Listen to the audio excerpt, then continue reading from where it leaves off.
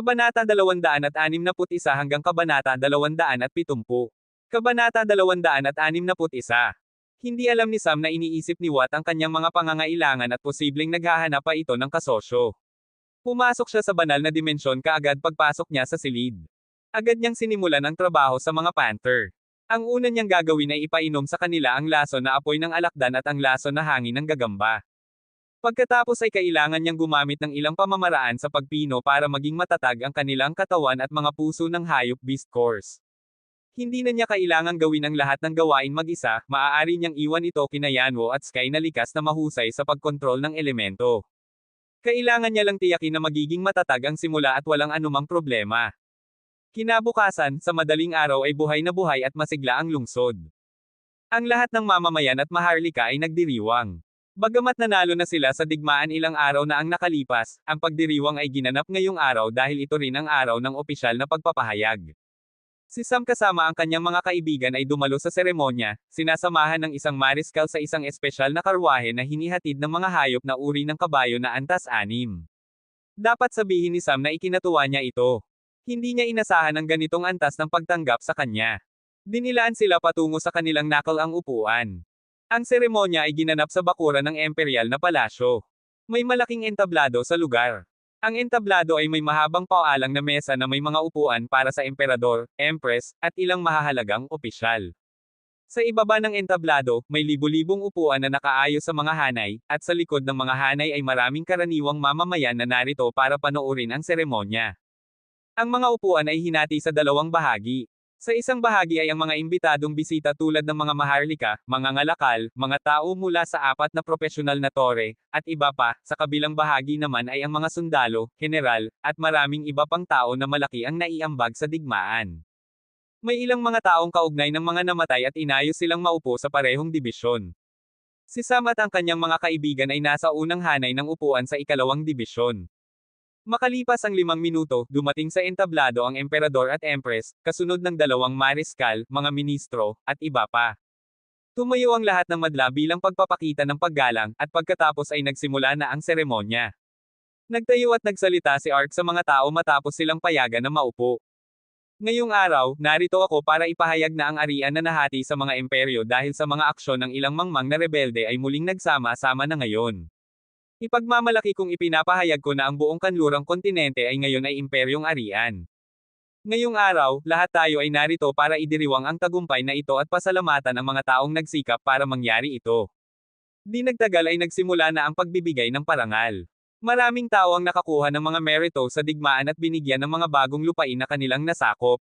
Ang ilan ay binigyan ng mga bagong titulong maharlika, ang iba ay na-promote, at ang ilan naman ay binigyan ng mga medalya ng karangalan. Ang seremonya ng pagbibigay ng parangal ay tumagal ng maraming oras, at makalipas ang mahigit 5 oras, ngayon na ang turn ni Sam. Tama iyon. Binibigyan din ng parangal si Sam, ngunit mas tila itong transaksyon kaysa parangal. Ito na ang huling bahagi ng kasunduan ni Sam kay Ark. Nang tawagin ang pangalan ni Sam, karamihan sa mga tao ay nagulat at nabigla. Ilan lamang ang nakakaalam kung sino si Sam at anong uri ng ambag ang kanyang naihatid sa digmaan. Siya ang dahilan kung bakit ang buong Orion ay bumagsak ng mas maaga. Ang kanyang mga pamamaraan sa pagsasanay militar, ang kanyang ambag sa pagkasira ng mga punto ng mapagkukunan, pati na rin niyang pinatay ang emperador. Bawat isa sa kanyang mga ambag ay sapat na para bigyan siya ng titulong bayaning digma, ngunit ginawa niya lahat iyon. Suot ni Sam ang kanyang pang-araw-araw na Amerikana na may balahibong itim, at ang lahat ng kanyang mga badge bilang propesyonal ay nakapinta sa kanyang dibdib. Tumayo ang emperador sa tabi niya at nagsalita sa madla. Ito si Sam. Isang 18 taong gulang na naglalakbay sa antas na Great Realm. Hindi marami ang nakakakilala sa kanya. Ngunit siya ang pinakamalaking nagambag sa digmaan. Pinasiri niya ang mga minahan, taniman ng damong gamot, at napakaraming mapagkukunan ng Orion. Siya rin ang lumikha ng sistema ng pagsasanay ng ating hukbo, at siya rin ang taong pumatay sa emperador ng Orion. Ang kanyang mga salita ay nagulat ng buong madla, kabilang na ang mga ministro na nasa entablado. Ang mariskal, ilang general, at ilang sundalo lamang ang nakakaalam ng paglahok ni Sam. Ang mga ministro at kahit na ang empress ay hindi sinabihan dahil sa posibilidad na gamitin nila ang politika para hadlangan ang digmaan. Walang sino mang gustong magkaroon ng bagay na makakaimpluwensya sa kanilang posisyon. Kaya hindi niya inihayag ang anumang bagay tungkol kay Sam o sa kanyang paglahok. Ngayon, hindi na ito maaaring itago dahil ang gantimpala ni Sam ay napakalaking bagay para ibigay ng walang paunang abiso o paliwanag. Bilang parangal sa lahat ng kahusayang ambag ni Sam, ibinibigay ko sa kanya ang isang lungsod, ang dating imperial na kabisera ng Imperyong Orion. Mula ngayon, ang lungsod na iyon ay tatawaging lungsod ni Sam. Sa pagbibigay ng lungsod na ito, hindi ko ibig sabihin na gawin siyang punong lungsod. Ang lungsod ay literal na pag-aari niya. Kabilang narito ang lahat ng lupain at mga ari-arian. Lahat ng nasa loob ng mga pader ng kabisera ay pag-aari na ni Sam. Ang kanyang mga salita ay ganap na tumigil sa ingay ng mga tao. Lubos silang nagulat. Ang ilang ministro ay tumayo mula sa kanilang mga upuan at handang magsalita, ngunit sa isang tingin lamang ng emperador ay napabalik sila sa kanilang upuan na parang isang likas na ugali. Kumuha si Sam ng rolyo na siyang titulo ng kanyang lungsod, habang tahimik na ibinigay ni Ark sa kanya ang isang bagay bago bumalik sa kanyang upuan. Ito na ang kanilang kasunduan. Ito na ang bahagi ng transaksyon niya kay Ark. Ang buong imperial na kabisera. Ang lungsod na ito ay magiging base na gagawin niya at sa parehong oras ay magiging bagong pinagkukunan niya ng pera. Magiging siya ang pinakamataas na nagbabayad ng buwis sa imperyo batay sa lugar na ito. Natapos na ang seremonya at lahat ay tapos na. Umuwi siya sa kanyang bahay at naghanda para umalis sa kabisera, ngunit bago pa iyon ay kailangan niyang bisitahin ang mga propesyonal na tore para talakayin ang ilang proyekto sa pagtatayo. Kailangan niyang muling gawin ang lahat sa imperial na kabisera para sa kanyang layunin at talakayin din ang ilang mga kasunduan kung saan maaari silang makipagsosyo. Ngunit bago pa siya makapunta at makipag-usap, may dumating sa kanyang bahay, isang tauhan mula sa tore ng manggagawa, Artisan Tower. Hindi niya alam kung ano ito tungkol, ngunit kailangan niyang pumunta anuman ang mangyari. Nang gabing iyon ay binisita niya ang tore ng manggagawa. Ang tauhang nag-imbite sa kanya ay naghihintay na sa pasukan at sinamahan siya patungo sa isang silid ng pagpupulong, at nagulat siya nang makita ang mga naruroon. May mahigit 20 tao sa loob ng silid na lahat ay nakaupo, at ang bagay ay nakilala niya ang mahigit kalahati sa kanila. Dahil sila ay mula sa Orion. Narito ang pinuno ng tore ng Imperial na kabisera at ilang pangunahing tauhan, pati na rin ang pinuno ng tore ng Southern Star, at nakita pa niya si Chaya dito. Hindi niya alam kung ano ang nangyayari, ngunit alam niyang ito ay isang malaking bagay. Umupo siya sa kanyang ang upuan, at isang lalaking nasa gitna ng edad na nakaupo sa isang dulo ng mahabang mesa ay tumayo at nagsabi. Manggagawa Artisan Sam, ako ang pinuno ng tore ng Arian. Dahil wala na ang Imperyong Orion, kailangang muling ayusin ang buong network, at narito kami para talakayin ang mga bagay na may kinalaman dito. Dahil ikaw ay isang manggagawa na may parehong ranggo tulad namin at isa ring neutral na partido, umaasa akong ibibigay mo ang iyong opinyon tungkol sa isyong ito nang walang kinikilingan. Nang marinig ito ni Sam, nagulat siya. Hindi niya akalain na magkakaroon siya ng ganitong kalaking boses sa mga isyu ng tore ng manggagawa. Naisip niya sandali at nagsabi. Hindi ako makikialam sa opinyon ng mga mas mataas na antas na miyembro ng tore ng Imperial na kabisera. Tungkol sa mga pinuno ng tore ng mga dukdom ng dating Orion, mayroon akong ilang impresyon tungkol sa kanilang pagtatrabaho. Kung ipapakita ninyo sa akin ang mga detalye ng mga taong kasalukuyang pinuno ng tore ng mga dukdom at ang kanilang mga katapat na nangangailangan ng pwestong iyon, maaari akong magbigay ng aking opinyon sa bagay na ito bilang ikatlong partido. Bukod pa rito, sa tingin ko ay hindi nararapat na ako ang maging pasya dahil ako ay hindi kasangkot sa mga gawain ng asosasyon ng manggagawa. Ang mga manggagawa ay malalim na nag-isip sa mga salitang iyon at naramdaman na ito ay makatwiran. Hindi nila basta-basta ipapagpasya ng isang dayuhan ang kanilang mga posisyon, ngunit ang pagkuha ng opinyon ng dayuhan habang isinasaalang-alang ang mga posisyon ay tiyak na mas katanggap-tanggap na alternatibo. At di nagtagal ay nagsimula na ang pagpili. Sa kanyang pagtataka, mas maraming manggagawa ang may kwalifikasyon na maging pinuno ng mga tore sa iba't ibang antas sa Arian kaysa sa inaakala niya. Sa kaibahan, ang Orion ay lubos na kulang sa ganitong dami ng mga manggagawa. Parang hindi matatapos ang pagpili. Ang datos ay parang isang grupo ng mga resume, na may kanilang mga hanap buhay, katangian ng pagkatao, personal na impormasyon, kanilang espesyalidad, at mayroon pang maraming impormasyon tungkol sa halaga ng kita na kanilang dulot sa tore. Hindi niya inaasahang madadapa siya dito ngayon at kailangan niyang harapin ang mahabang pagpupulong na maaaring tumagal ng hindi alam kung gaano katagal. Ngunit kailangan niyang gawin ito, dahil bigla siyang nag-isip ng isang bagay matapos makita ang bilang ng mga manggagawa na maaaring mawala ng tunay na awtoridad sa loob ng asosasyon. Maaari pa rin silang manatili sa tore, ngunit tinanggal na ang kanilang mga titulo at ngayon ay mga karaniwang matanda na lamang o katulad nito sa mga tore. Kung magagamit niya sila, ang kanyang plano na makakuha ng kayamanan ay magiging isang mahusay na tagumpay at makakatipid pa siya ng maraming lakas paggawa. Kabanata 262. Ang pagpupulong ay tumagal magdamag.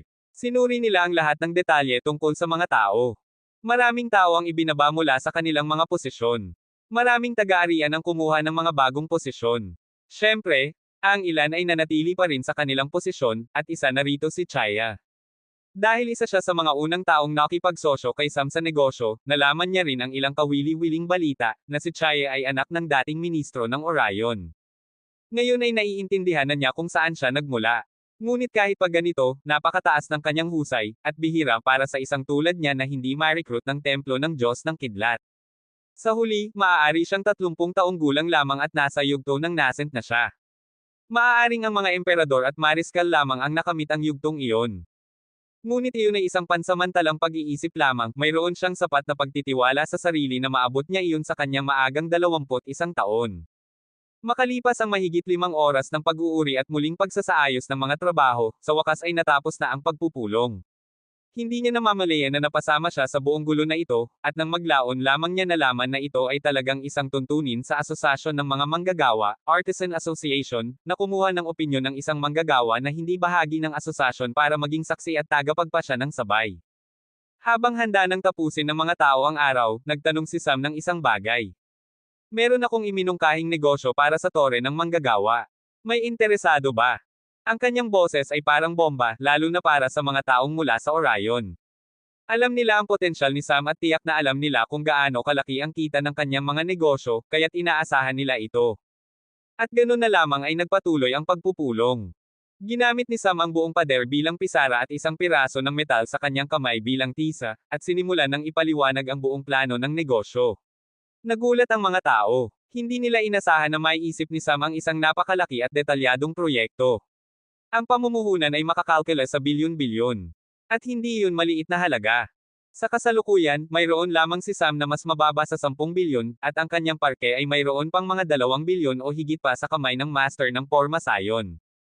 Ngunit hindi pa sapat ang halagang ito, kailangan ng hindi bababa sa 100 bilyon, at kailangang ilabas ni Sam ang hindi bababa sa kalahati nito. Ngunit mayroon ba siyang ganitong kalaking kayamanan? Sa totoo lang, oo.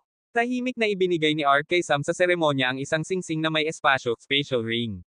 Ang singsing na ito ay naglalaman ng lahat ng kayamanang nakuha mula sa imperial na kabisera, kabilang na ang mga ninakaw mula sa imperial na palasyo, mula sa pribadong koleksyon ng emperador, at ang kayamanan mula sa ilang miyembro ng harem. Mayroon siyang mga 300 bilyon lamang sa mga batong espirito, spirit stones, at bukod pa rito ay may ilang sandata na rango 6 at rango 7, mataas na uri ng mga damong gamot, at iba pa. Kaya't hindi siya kulang sa kayamanan, ngunit ang kailangan niya ay lakas paggawa, na wala siyang sapat na meron. Makalipas ang mahigit 3 oras ng mabilis na pagpapaliwanag, natapos na si Sam.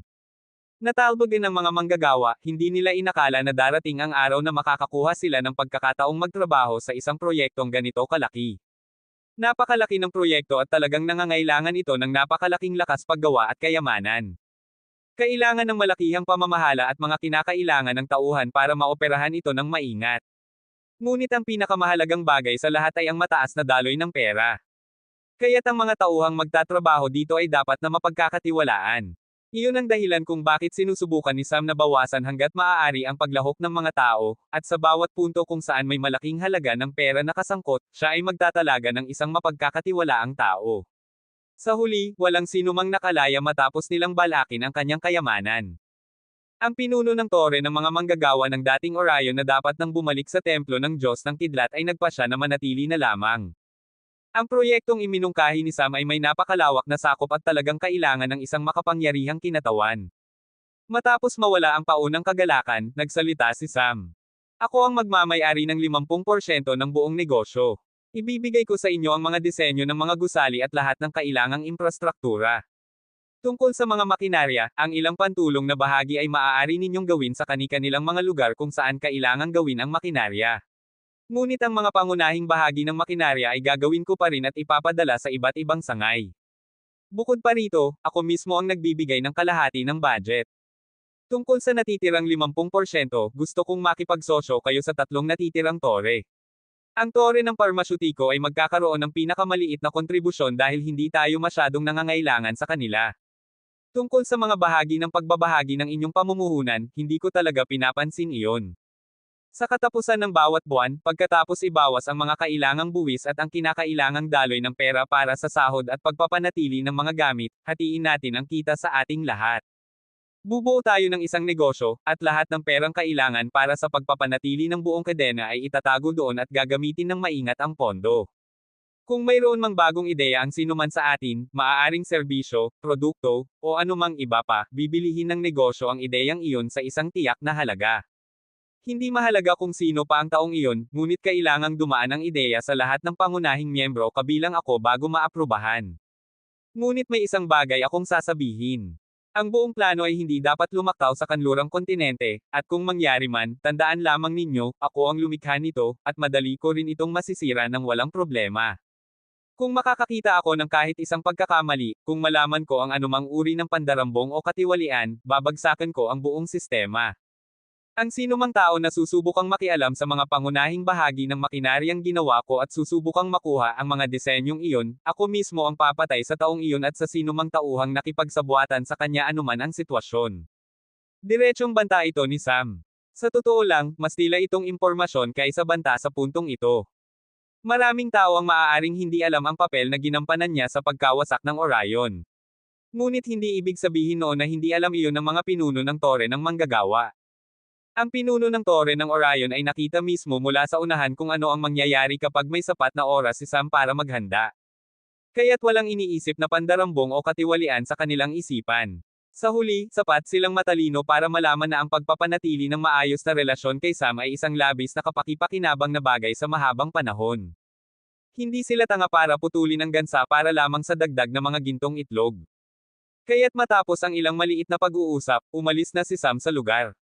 Ang unang hakbang sa malaking proyektong ito ay ang kumbansihin at makuha ang kasosyo mula sa tatlong natitirang tore. Iyon ay inilagay na sa paghawak ng tore ng manggagawa. Plano na ngayong umalis ni Sam sa lungsod na ito para pumunta sa Imperial na kabisera. Kailangan niyang suriin ang lugar para makapagtatayo siya ng sarili niyang bagong tahanan. Hindi ito katulad ng lahat ng mga lugar na kanyang tinitirhan noon. Ito ang magiging unang tunay na tahanan niya, isang lugar kung saan maaari siyang bumalik. Ngunit hindi masyadong maganda ang kanyang swerte. Noong araw na iyon matapos siyang umuwi sa kanyang tahanan, nalaman niyang may sasabihin sa kanya ang emperador, at ikinalungkot niya ito. Nang hanapin niya si Watt para malaman kung mayroon pa siyang ibang dagdag na impormasyon, nagulat siya. Dahil nakita niya si Watt na ginagabayan si Felicia habang nililinis nito ang katawan ng vulture. Hindi niya alam kung ano ang sasabihin. Medyo nagulat siya nang ibigay ni Watt ang panawagan para kay Felicia, ngunit hindi niya ito masyadong pinansin dahil pribilehiyo niya iyon na ibinigay kay Watt. Kaya't hindi niya man lang tinanong si Watt kung para saan niya ibinida ito para sa kanya. Ngunit ngayon ay iba na ang sitwasyon. Labis siyang curious kung bakit niya gustong ibida ito para sa kanya.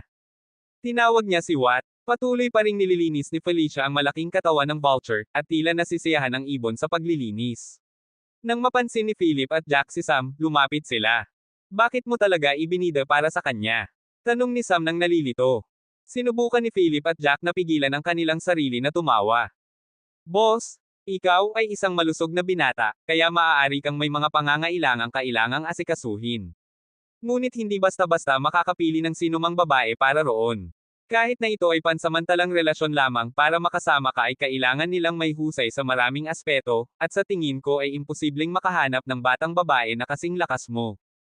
Kaya't sinusubukan kong tingnan kung maaari kang matulungan ng babaeng iyon sa ibang paraan. Sa huli, marami kang mga hayop at iba pang bagay na nangangailangan ng patuloy na pagmamasid. Bibigyan ko siya ng ilang gawain, at maaari kang magtiwala. Ipapaalam ko sa iyo kung sa tingin ko ay handa na siya, kaya hanggang sa hindi pa iyon mangyari ay mangyaring maging. Hindi hinayaan ni Sam na matapos ni Watt ang kanyang mga salita, tinakip niya ang bibig nito gamit ang kanyang kamay at hinampas ang kanyang noo gamit ang isa pa. Ano nang nangyayari sa utak mo? Wala na siyang sapat na pasensya para kausapin ng may katuturan si Watt at umalis patungo sa Imperial na palasyo. Kabanata 263. Pumunta si Sam sa Imperial na palasyo at nakipagkita sa emperador. Medyo nababagabag siya dahil ayaw niyang manatili sa lugar na ito. Lubos siyang umaasa na makapunta sa kanyang bagong tahanan. Ngunit maraming mga bagay ang inilalagay sa kanya. Matapos magpalitan ng ilang magagandang salita, diretso na si Ark sa punto. Naaalala mo pa ba ang tore ng bala, Tower of Will? Medyo nagulat si Sam ngunit tumango siya. Ang tore ng bala ay bahagi ng pagsubok sa pasukan para sa mana ng isang taong nagngangalang Merali. Isa siyang napakalakas na naglalakbay sa pagpapalakas cultivator sa buong planeta, at sinasabing noong siya ay nasa kanyang pinakamataas na lakas pa, mayroong mas mababa sa 5 tao na kayang makipaglaban sa kanya. Bukod pa rito, mataas ang kanyang husay sa mga inskripsyon, pagpipinta, at porma sayon. Ang kanyang paggamit ng espada ay lubos na mahusay at mahirap matutunan. Patuloy na nagpapaliwanag si Art ng mga bagay na ito. Ngunit nang makita niyang walang reaksyon ang mukha ni Sam, nagsalita siya. Katulad ng maaari mong alam, dahil sa kanyang pag-ibig sa kontinente kung saan siya ipinanganak, iniiwan ni Merali ang 4 na tore bilang mga susi sa kanyang mana sa loob ng kanlurang kontinente, para ang mga tao rito ay magkaroon ng mataas na pagkakataong makuha ito. At ang tore ng bala, ang huling isa sa lahat ng mga susi, ay kamakailan lamang mong natapos. Ang 3 natitira ay na-clear na bago ka pa, at ang mga tagapagmana ay lahat nasa parehong antas ngayon. Lahat kayo ay nasa yugto ng Great Realm. Isa sa kanila ay ang aking anak na lalaki, isa pa ay isang tao mula sa templo ng Diyos ng Kidlat, at ang huling tao ay isang naglalakbay sa pagpapalakas mula sa isang tribo na naninirahan sa hilagang kapatagan ng Nyebe ng Arian. Hindi sila masyadong nakikipag-ugnayan sa labas ng mundo, ngunit naglagay si Merali ng isang tore sa lugar na iyon na nagbigay sa kanila ng pagkakataong makuha ito. Karaniwan, ang mana ay babukas lamang kapag ang lahat ng 4 na tao ay nasa Great Realm. Kung ang sinuman sa kanila ay lampas sa Great Realm nang hindi pumapasok sa mana, mawawala ang susi na kanilang nakuha mula sa tore ng mana, at kailangang muling i-clear ng ibang tao ang tore. Nagulat si Sam dahil naiiba ang impormasyong nakuha niya rito. Well, baka narinig mo na may pagkakataong pumatay ng tao para makuha ang kanilang susi sa mana, ngunit iyon ay panlilin lang ng aking ama. Manipula niya ang impormasyon para lamang ang mga tao sa aming pamilya ang makakakuha ng mana. Sa ganitong paraan, tuwing namamatay ang isang piniling tao, may pagkakataong makakuha ng susi ang isang bagong grupo. Uminis si Sam at nagtanong. Kaya ano naman ang dapat kong gawin ngayon? Sa kasalukuyan, lahat ng mga kandidato ay handa nang pumasok sa lugar ng mana, at para doon, kailangan ninyong i-activate ang mga susi sa pinakamataas na palapag ng tore. Kapag ang lahat ng 4 na tore ay na-activate na, ililipat kayo sa lugar ng mana. Kaya kailan tayo kailangang pumunta? Sa loob ng 15 araw. Sa ika-15 araw mula ngayon, eksaktong sa hating gabi, pumunta ka sa tore at i-activate ang susi. Medyo nababagabag si Sam, hindi niya makuha ang pagkakataong magpahinga. At hindi niya alam kung gaano katagal ito kung papasok siya sa buong bagay ng mana. Hindi niya alam kung paano haharapin ang sitwasyon. Dahil kailangan niyang magtrabaho sa kanyang paparating na malaking proyekto. Matapos mag-isip ng ilang sandali, buntong hininga si Sam at kusang loob na sumang-ayon, ngunit pagkatapos ay mayroon pa siyang ibang sasabihin. Narinig ko na maaari akong magdala ng 5 tao kasama ko, tama ba iyon? Sigurado. Kung gayon, kailangan ko ang lalaking pangalang Hawk. Sa tingin ko ay alam mo na siya. Anak siya ng konde ng Falcon Cliff. Nangako ako na isasama ko siya sa mana, kaya mangyaring hanapin mo siya at ipadala sa lungsod ng Falcon Cliff. Bukod pa rito, mayroon akong iminungkahing bagay na kailangan ng iyong pag-aproba. Sinimulan na niyang ipaliwanag ang bagong proyekto sa negosyo. Ang proyektong ito ay magkakaroon ng ilang malakihang pagtatayo. Kaya kailangan niyang ipaalam muna sa gobyerno bago magsimula ng pagtatayo sa isang lugar, ngunit kung makakakuha siya ng pag-aproba mismo mula sa emperador, makakapagligtas siya ng maraming problema para sa sarili. Matapos ipaliwanag ang buong sitwasyon, nagsalita siya. Ibigay mo sa akin ulit ang batalyon ni Sam. Narinig ko na sila ay isinasama sa militar. Magbabayad ako para sa kanilang pagpapalaya. Ito ang ilang taong maaari kong tiwalaan kahit papaano. Kaya kailangan ko sila. Hindi na kailangan ng maraming panghihikayat. Matapos ang ilang pag-uusap tungkol sa negosyo, handa na siyang umalis, ngunit tinawagan siya ni Sam at nagtanong. Sa pamamagitan ng paraan, nasaan na ang iyong bayaw at pamangkin? Hindi ko sila nakikita. Karaniwan ay dapat may bisita na ngayon. Tanong ni Sam na may malalim na kahulugan. Huwag kang mag-alala, hindi ka nila makikita sa lalong madaling panahon. Maaari mong kalimutan iyon. Sagot ni Art na may ngiti. Matapos umalis si Sam, naglakad si Art patungo sa isang silid sa palasyo, at doon ay ganap na pigilan ang nahihiyang ministro at ang kanyang mangmang na anak na lalaki. Talagang nagplano siya ng isang bagay para sa inyo. Inaasahan pa nga niya na bibisita kayo. Mukhang tama ang desisyon kung pigilan kayo. Sabihin niya sa dalawa. Bayaw. Ganito ba kita tretuhin? Kamag-anak kita, ang lalaking iyon ay isang dayuhan. Sa tingin mo ba buhay ka pa ngayon kung hindi dahil sa iyong katayuan? Sinasabi ko sa inyo ngayon. Huwag ninyong subukang pilitin ako gamit ang pangalan ng aking kapatid na babae. Totoo namang siya ay namatay, ngunit hindi dahil pumatay siya ng iba, kundi dahil sa kanyang likas na sakit. Ikaw ang nambola sa kanya na ikasal sa iyo para magamit mo ito bilang sandata laban sa imperial na pamilya. Huwag mong isipin na wala akong alam. Alam ko mismo kung ano ang mga plano ninyo. Inililinis ko kayo hindi dahil sa guilt kundi dahil sa responsibilidad ko sa aking kapatid na babae. Ngunit hindi na ako makakapagtitiis pa. Kailangan pa ninyong pasigawin ang isang taong hindi ninyo dapat kausapin. Nauubos na ang pasensya ko. Isang pagkakamali pa at puputulan ko ang ulo ninyong dalawa para makita ninyo ang aking kapatid na babae na lagi ninyong binabanggit. Sa mga salitang iyon, umalis siya sa lugar nang hindi man lang lumingon pa. Hindi alam ni Sam na gumawa si Art ng lubos na mataas na paghahanda para walang maging hidwaan sa kanya at sa imperyo. Naghando na si Sam para umalis. Ngayon ay tapos na ang lahat ng mga bagay at maaari na siyang bumalik sa Orion. Ngunit kailangan niyang magbigay ng ilang tagubilin sa mga opisyal ng tore ng manggagawa dahil siya ay aalis para makuha ang mana. Kaya't agad niyang sinimulan ang kanyang paglalakbay kasama ang Vulture. Ngunit sa pagkakataong ito, may dalawang dagdag na tao. Sina Felicia at ang kanyang kapatid na si Fred. Sumama rin sa kanila ang mga kambal. Medyo curious pa rin si Sam kay Felicia. Dahil sa dalawang dahilan, una, sinubukan ng prinsipe ng korona na pakasalan siya, at pangalawa, ang lalaking taga-arian ay gustong makuha siya kahit anong gawin. Kaya medyo curious siya, ngunit medyo lamang. Hindi niya naman maaring sabihin sa kanya na suriin siya diba? Maaaring siya ay malamig at walang emosyon ngunit hindi ibig sabihin noon na wala siyang modo. Nang makita ni Watt na tinitingnan ni Sam si Felicia, lumapit siya at bumulong. Boss, hindi pa tapos ang mga pagsubok, maghintay ka na lang, halos sipay ni Sam ang lalaking ito pababa sa Vulture. Talagang nababagabag siya sa pag-uugali ng lalaking ito. Ang paglalakbay ngayon ay hindi katulad ng dati. Ang Vulture ay gumagalaw sa buong bilis. Hindi na siya masyadong may oras, at makalipas ang 13 araw ng pagod na paglalakbay, dumating sila sa lungsod ng Falcon Cliff. Agad na inayos ang tirahan ni Sam, dahil ang kanyang mansyon ay hindi na abala. Nang marinig ng pansamantalang konde na namamahala sa lugar na darating si Sam, ipinadala pa niya ang isang tao para linisin ang buong mansyon. Matapos lumapag doon, agad na pumasok si Sam sa kanyang silid para sa isa pang pagtitipon, retreat. Kailangan niyang gumawa ng mga disenyo at ibigay sa tore ng manggagawa. Ito ang mga disenyo ng mga pantulong na bahagi na kailangan para sa proyekto. Dahil lalabas na naman siya, mas mabuti na ibigay na niya ang mga gawain para pagbalik niya, mas kaunti na ang mga bagay na kailangang ipag-alala. Nagtrabaho siya sa banal na dimensyon sa loob ng 2 araw at natapos ang maraming mga disenyo. Natapos na ang lahat ng mga kalkulasyon habang siya ay nasa Vulture pa. Ang mga disenyong ito ay binubuo ng ilang bahagi ng makinarya at ilang pagtatayo ng gusali. Tiwala siya na kahit gaano karaming tao ang kasangkot, tatagal ito ng mga 3 buwan para matapos. Sa oras na iyon, maaari na siyang bumalik mula sa tinatawag na mana na ito. Noong araw ng paglalakbay, lumabas siya at nakita na narito na si Hawk. Bukod pa rito, narito na rin ang mga tao mula sa batalyon ni Sam. Isinasama sila sa ilang lokal na militar, kaya kailangan lang ng isang mensahe at narito na sila. Salamat, sabi ni Hawk agad nang makita si Sam. Ang kanyang mukha ay mukhang pagod at parang dumadaan siya sa isang mahirap na panahon.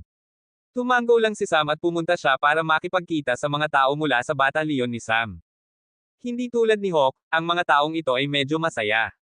Nagkaroon sila ng ilang maikling pag-uusap at naghanda na si Sam para umalis. Sina Fred at Felicia ay iniiwan kasama ang batalyon, at si Sam kasama ang natitirang 4 na tao ay pumunta patungo sa tore ng bala. Kabanata 264. Pumasok si Sam sa tore ng bala. Ganap itong sarado matapos ang araw ng mga pagsusulit. May ilang taong nais subukan ang kanilang swerte ngunit hindi nila magawang gawin ito.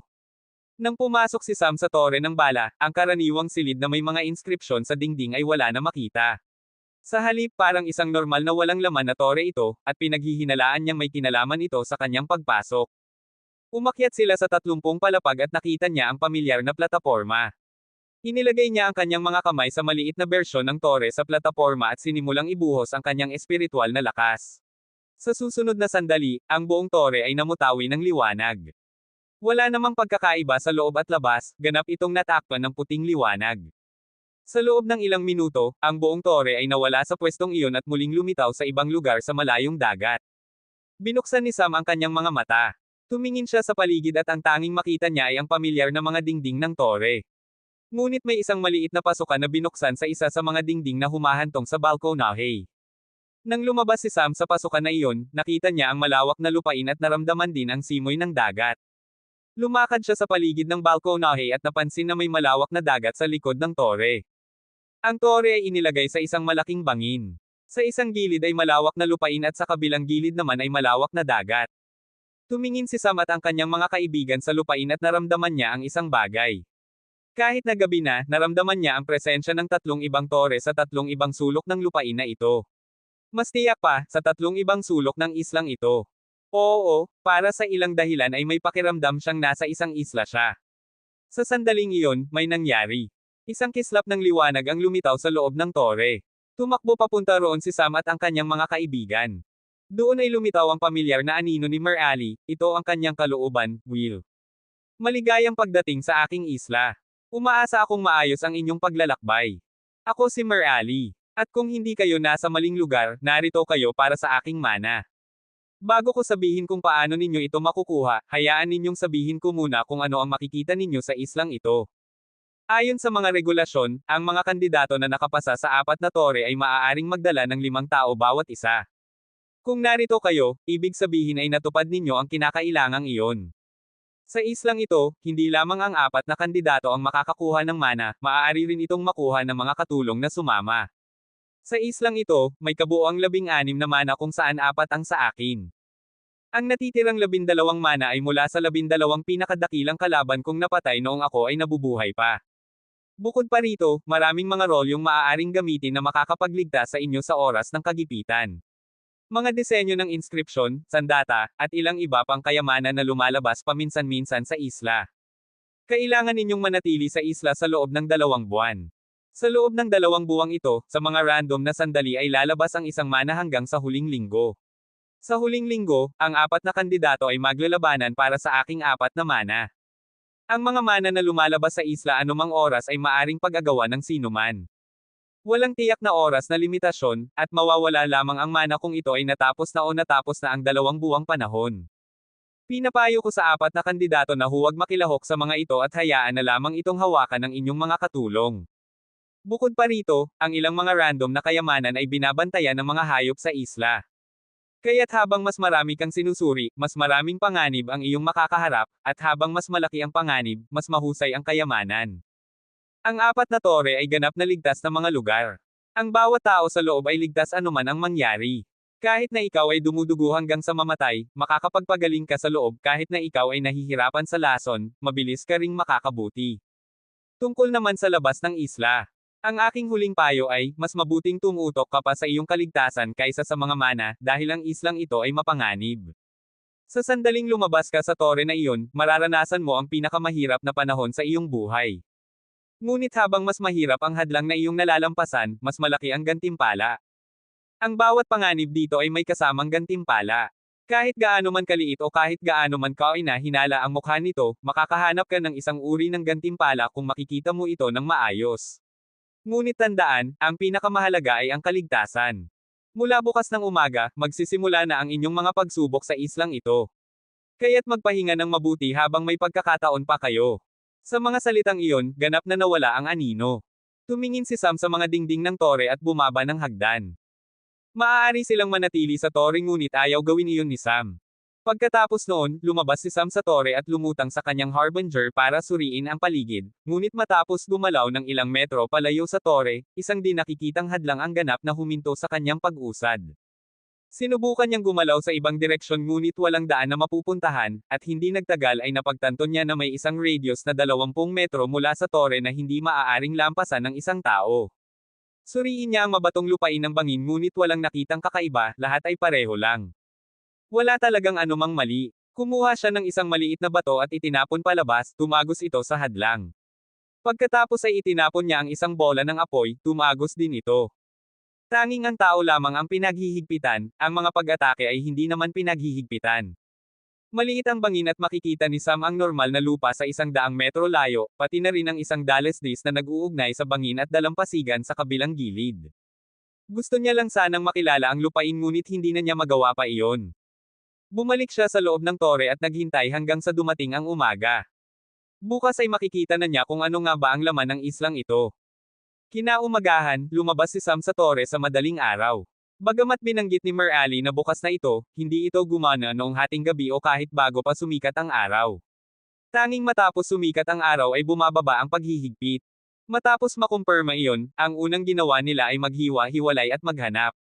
Sina Philip, Jack, at Hawk ang may pananagutan na maghanap sa lugar na malapit sa tore sa loob ng radius na mga 50 metro. Ibig sabihin, hahanapin nila ang lugar na kaunti pang lampas sa bangin, pati na rin ang dalampasigan at ilalim ng bangin. Sina Sam at Watt naman ay pupunta sa pinakamalapit na kagubatan gamit ang kanilang mga hoverboard at maghahanap sa isa pang 50 metro. Ang kanilang paghahanap ay para sa mga tirahan ng hayop at mga bitag na maaaring naruroon. Matapos makumpirma na sa unang 50 metro na radius ng kagubatan ay walang mga tirahan ng hayop at walang mga bitag na maaaring makita agad, bumalik sila at ibinahagi ang kanilang mga natuklasan. Nakatagal ito ng 2 oras. Kahit na maliit lang ang sakop na lugar, kailangan nilang tiyakin na ligtas ang kanilang mga kalapit na paligid para makapaghanda sila ng maayos kung may panganib na darating. Parang may isang uri ng tirahan ng mga shellfish sa dagat sa ilalim ng bangin. Malinaw ang tubig ngunit naramdaman ko ang isang malaking presensya sa loob ng tubig. Maaaring ito ay ilang uri ng shellfish o starfish. Kahit na malinaw ang tubig, hindi ako makakakita ng anumang bagay at hindi ako nagsimulang pumunta ng malalim. Nagsimulang mag-isip si Sam. Ito ang unang tirahan ng hayop na kanilang natagpuan sa lugar na ito. Una niyang kailangang kumpirmahin kung ano ang naruroon. Sa huli, sinabi ni Ali na ang panganib ay katumbas ng gantimpala. Kaya't kahit na mapanganib ito, kailangan niyang tingnan. Pangalawa, medyo curious si Sam. Ang isla ay nasa gitna ng wala ng iba pa. Kaya't umaasa siya sa anumang mga hayop na makikita niya. Kaya't ngayong alam na nila na may tirahan sa tubig, iyon na ang kanilang unang target. Lumipat sila patungo sa dalampasigan at lumutang si Sam patungo sa lugar sa ilalim ng bangin gamit ang kanyang harbinger. Inilabas niya ang ilang liwanag papunta sa tubig. Sa una mong tingin ay malinaw ang tubig, ngunit walang makikita kundi ang asul na kulay nito. Kahit na ilabas na ang liwanag, walang makikita. Parang may isang bagay na hindi nakikita ang liwanag na humahadlang. Nagkunot ang noo si Sam. Kumuha siya ng isang piraso ng karne mula sa kanyang imbakan at ibinagsak sa tubig. May ilang alon sa una at hindi nagtagal ay muli nang naging malinaw ang tubig. Kahit na sa mababaw na tubig na ito, hindi niya makita ang ilalim ng dagat. At ang piraso ng karne na ibinagsak niya ay tila misteryosong nawala. Pinataas niya ang lakas ng kanyang harbinger at biglang naguluhan ang tahimik na tubig. Ngunit wala pa ring makikita. Lumutang siya ng kaunti pataas at kumuha ng isang baril. Ginawa niya ito kasama ang sniper ngunit hindi pa niya nagagamit. Kumuha rin siya ng ilang normal na metal na bala at bumaril sa iba't ibang bahagi ng tubig. Pinakikinggan niya ito gamit ang kanyang pandinig. Kahit na may pinahusay na pandinig bilang isang naglalakbay sa pagpapalakas, ang tanging naririnig niya ay ang bala na tumatama sa isang bato. Mula sa lahat ng mga kondisyon, maaari niyang hulaan ang ilang posibilidad kung anong hayop ang naruroon dito. Ngunit kailangan pa rin niya ng ilang kumpirmasyon. Kaya't kumuha siya ng isang kuneho at itinapon papasok. Dahil buhay pa ang kuneho, dapat itong magpagalaw ng kaunti. Ngunit matapos ang unang pagpagalaw sa ibabaw ng tubig at medyo malunod, ang kuneho ay ganap na nawala. Mabilis na isinawsaw ni Sam ang kanyang kamay at hinaila palabas ang kuneho. Ang paa nito ay kinagat at ang kuneho ay umuungol dahil sa sakit. Mabilis na pinagaling ni Sam ang kuneho at umalis na sa lugar. Kabanata 265. Nakumpirma ni Sam ang kanyang mga hinala. Mayroon talagang isang uri ng hayop sa lugar na ito. Isang hayop lamang. Ngunit sa halip na tawaging hayop, mas angkop na tawagin itong isang uri ng halaman. Ito ay tinatawag na blue mucus algae, lumot na may asul na lamot. Bagamat tinatawag itong lumot, hindi tulad ng ibang lumot ay hindi ito nangangailangan ng sikat ng araw, sa katunayan, ayaw nito ng liwanag. Ang uri ng lumot na ito ay medyo kakaiba. Ang asul na kulay na lamot na inilalabas nito ay lumilikha ng ilusyon na ang tubig ay ganap na malinaw. Ngunit hindi ito totoo. Dumidikit ito sa mga bato sa ilalim ng tubig at bubuo ng mga ugat na makikita sa ibabaw nito. Ang mga ugat na ito ay bumabalot sa anumang biktima na papalapit at susipsipin ang kanilang laman. Tama iyon, dahan daw ang susipsipin nito ang laman. Anumang hayop ay maiiwan lamang ang mga buto. Ayaw nila ng liwanag at init. Maaari pa nilang harapin ang ilang hayop na mas malakas kaysa sa kanila kung marami sila. Ang nakakatakot pa rito ay lalago ito kahit na ilagay mo ang isang maliit na piraso nito sa bato. Para patayin ito, kailangang paksain nito ng buo at sirain ang bawat piraso nito. Anumang uri ng pag-atake ay maaaring gamitin basta tapusin ito ng tuluyan. Kahit na may kaunting piraso pa itong natitira, mabilis itong magpaparami hanggang sa maabot ang dulo ng mabatong lupain. Nais ni Sam na kolektahin ito kaagad nang makumpirma niya ang uri nito. Maaari itong gamitin bilang perpektong bitag sa tubig, at hindi na kailangang humanap ng tamang mapagkukunan, parang anay at balang sila na makakakain ng kahit ano. Ngunit para dito ay kailangan niyang gumawa ng sapat na paghahanda. Ang antas ng mga lumot na ito ay batay sa lawak ng kanilang sakop. Sa kasalukuyan, nakumpirma ni Sam na sakop nito ang hindi bababa sa 10 metro kwadrado, ibig sabihin ay madali nilang malulunod ang isang naglalakbay sa pagpapalakas na nasa Great Realm. Kaya't kailangan niyang gumawa ng tamang plano. Umalis siya sa lugar ngunit biglang may naalala siya. Sinabi ni Merali na ang bawat panganib ay isang uri ng kayamanan para sa kanila. Dahil maaaring ituring na mapanganib ang mga lumot na ito, kailangan niyang humanap ng paraan para lampasan ito at tingnan kung talagang mayroong kayamanan. Kaya't kailangan niyang gumawa ng ibang mga plano. Isang bentahe ng mga lumot na ito ay tiyak na walang ibang hayop sa mga kalapit na tubig. Kaya't sa ngayon, ligtas sila sa loob ng radius na 100 metro. Ngayon naman ay oras na para silang magpatuloy. Una, kailangan nilang makilala ang kasing dami ng lupain hanggang sa maaari. Umakyat si Sam sa bubong ng tore at kumuha ng kanyang teleskopyo. Sinusubukan niyang makita ang posisyon ng ibang mga tore at talagang nakita niya ito. Mukhang hugis rhombus ang isla. Ang 4 na tore ay nasa 4 na sulok. At batay sa nakita niya sa teleskopyo, ang kanyang tore ay nasa dulo ng mas mahabang diagonal. Dahil hindi niya makita ang isang tore sa tuwid na harapan ngunit makikita niya ang 2 tore sa 2 anggulo sa kaliwa't kanang gilid.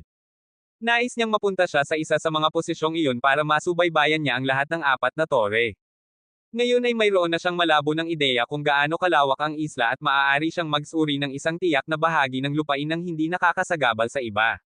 Dahil ang buong bagay na ito ay isang kompetisyon, imposibleng magiging magiliw sila sa ibang mga tao. Malaki ang pagkakataong ang mga kasama pa nga ay magtutunggali sa isa't isa, lalo na ang ibang mga grupo. Nagpasya si Sam kung paano sila magpapatuloy. Iiwasan niya ang mga taong ito sa anumang paraan. Kailangan niyang gawin ito. Lalabas lamang sila kapag may lumabas na mana, kung hindi man, kukuha sila ng mga kayamanan o mapagkukunan sa pamamagitan ng paghahanap ng isang angkop na lugar na walang sagabal.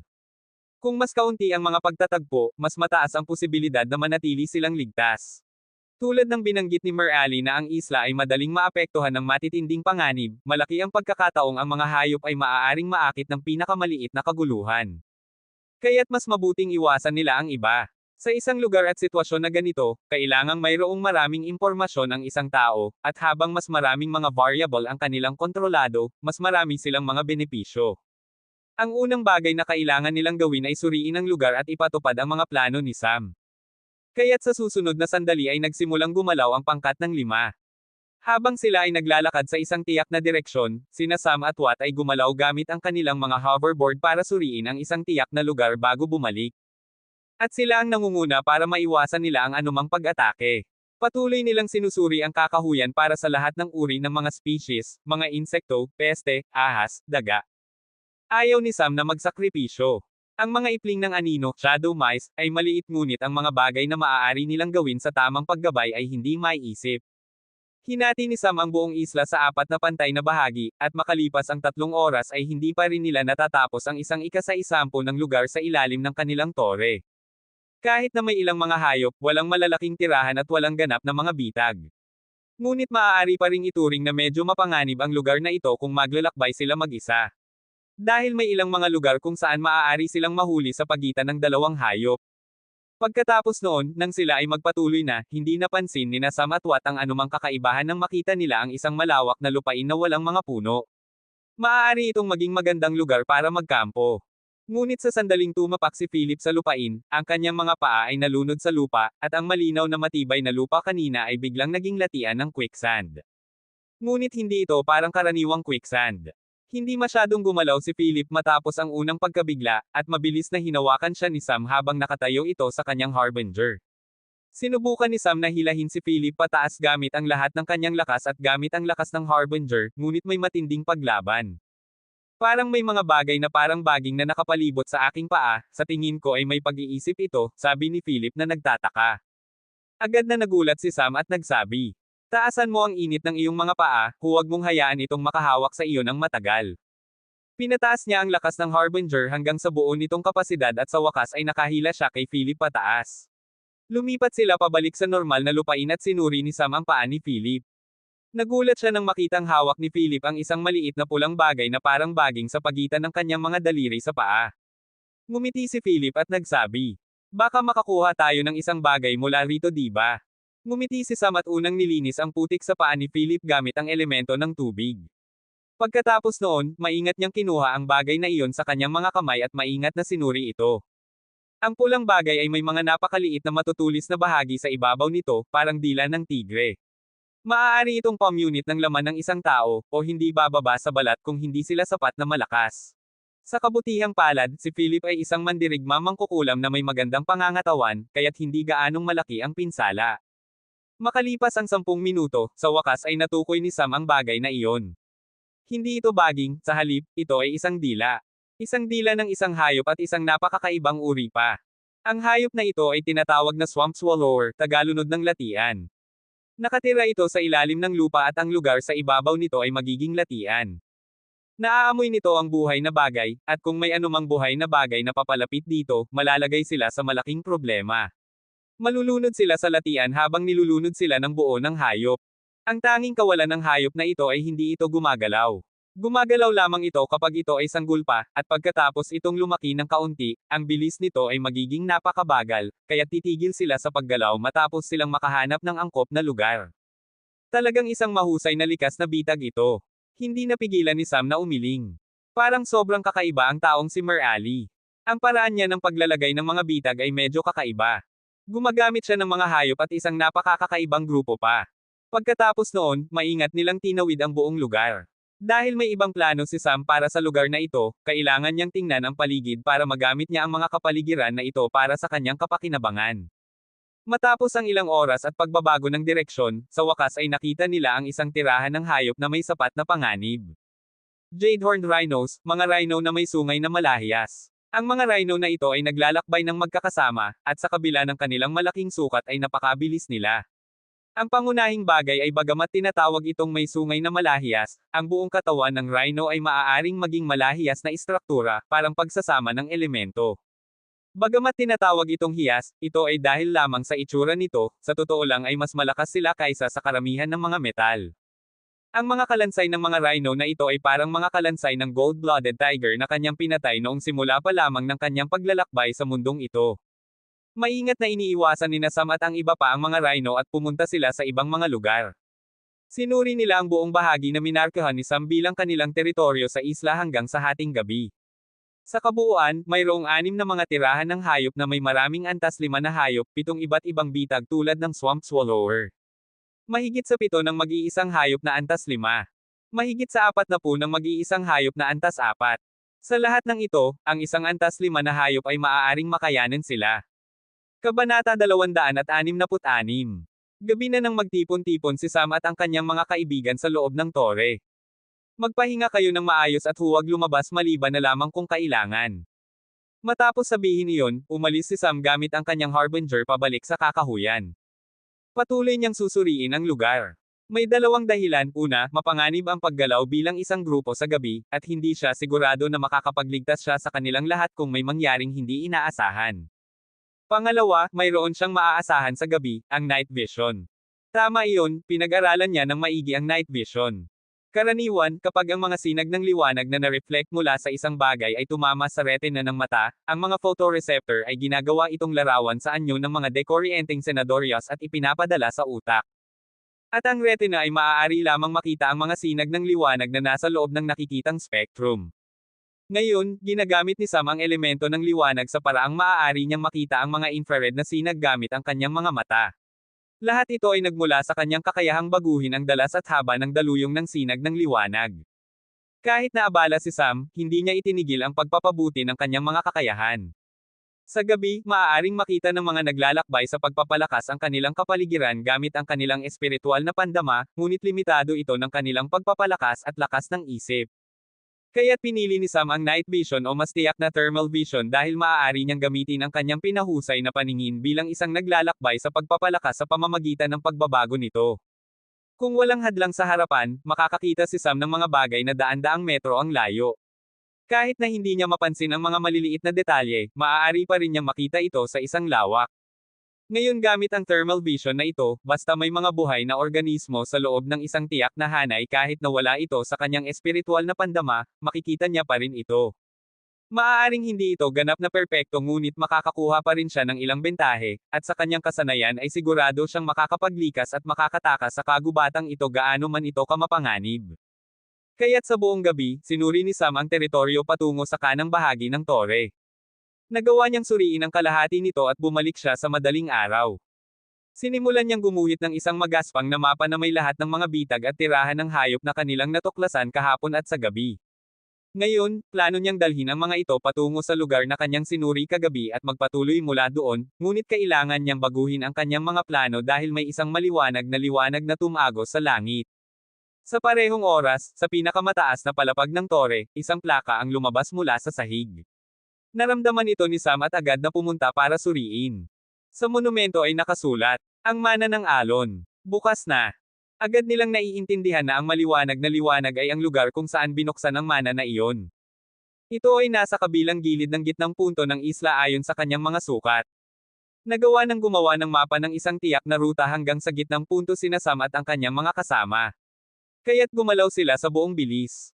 Ang pinakamadaling makalipat ay sina Sam at Watt, at ang iba naman ay nakatingin sa kanila na may sama ng loob.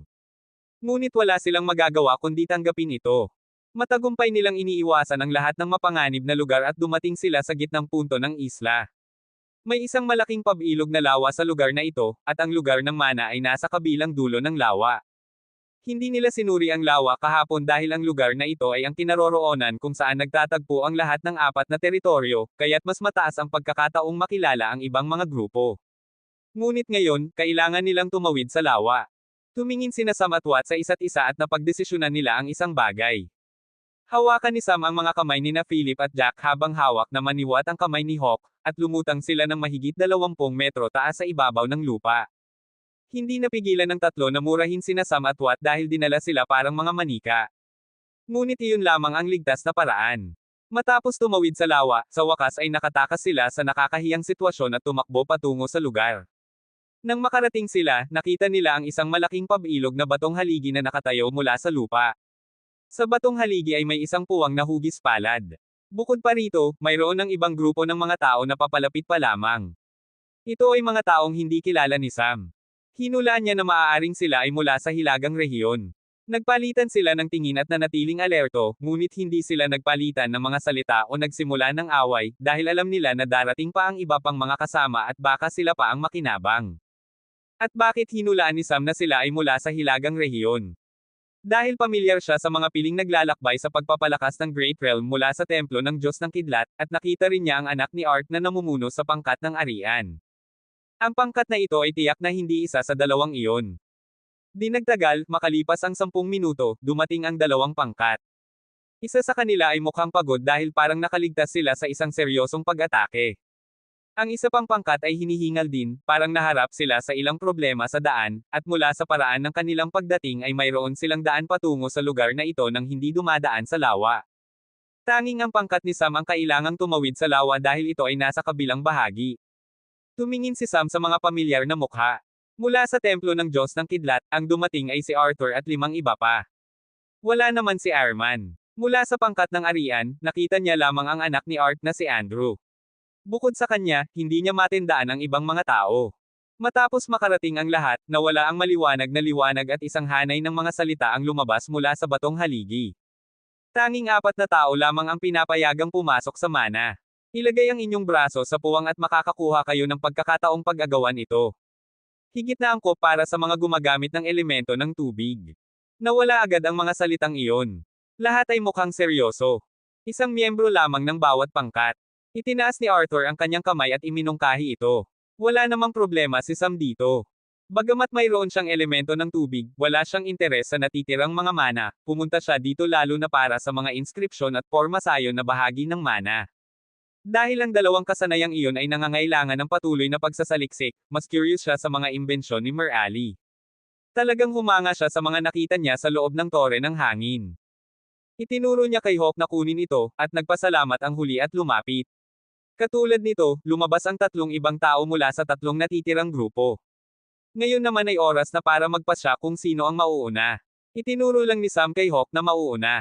Nang handa nang magsalita ang iba, tumingin siya sa kanila ng malamig. Ang dalawang pangkat mula sa templo ng Diyos ng Kidlat at ang pangkat ni Ironman ay tumigil sa kanilang paggalaw dahil kilala nila si Sam. Lalo na sina Arthur at Andrew.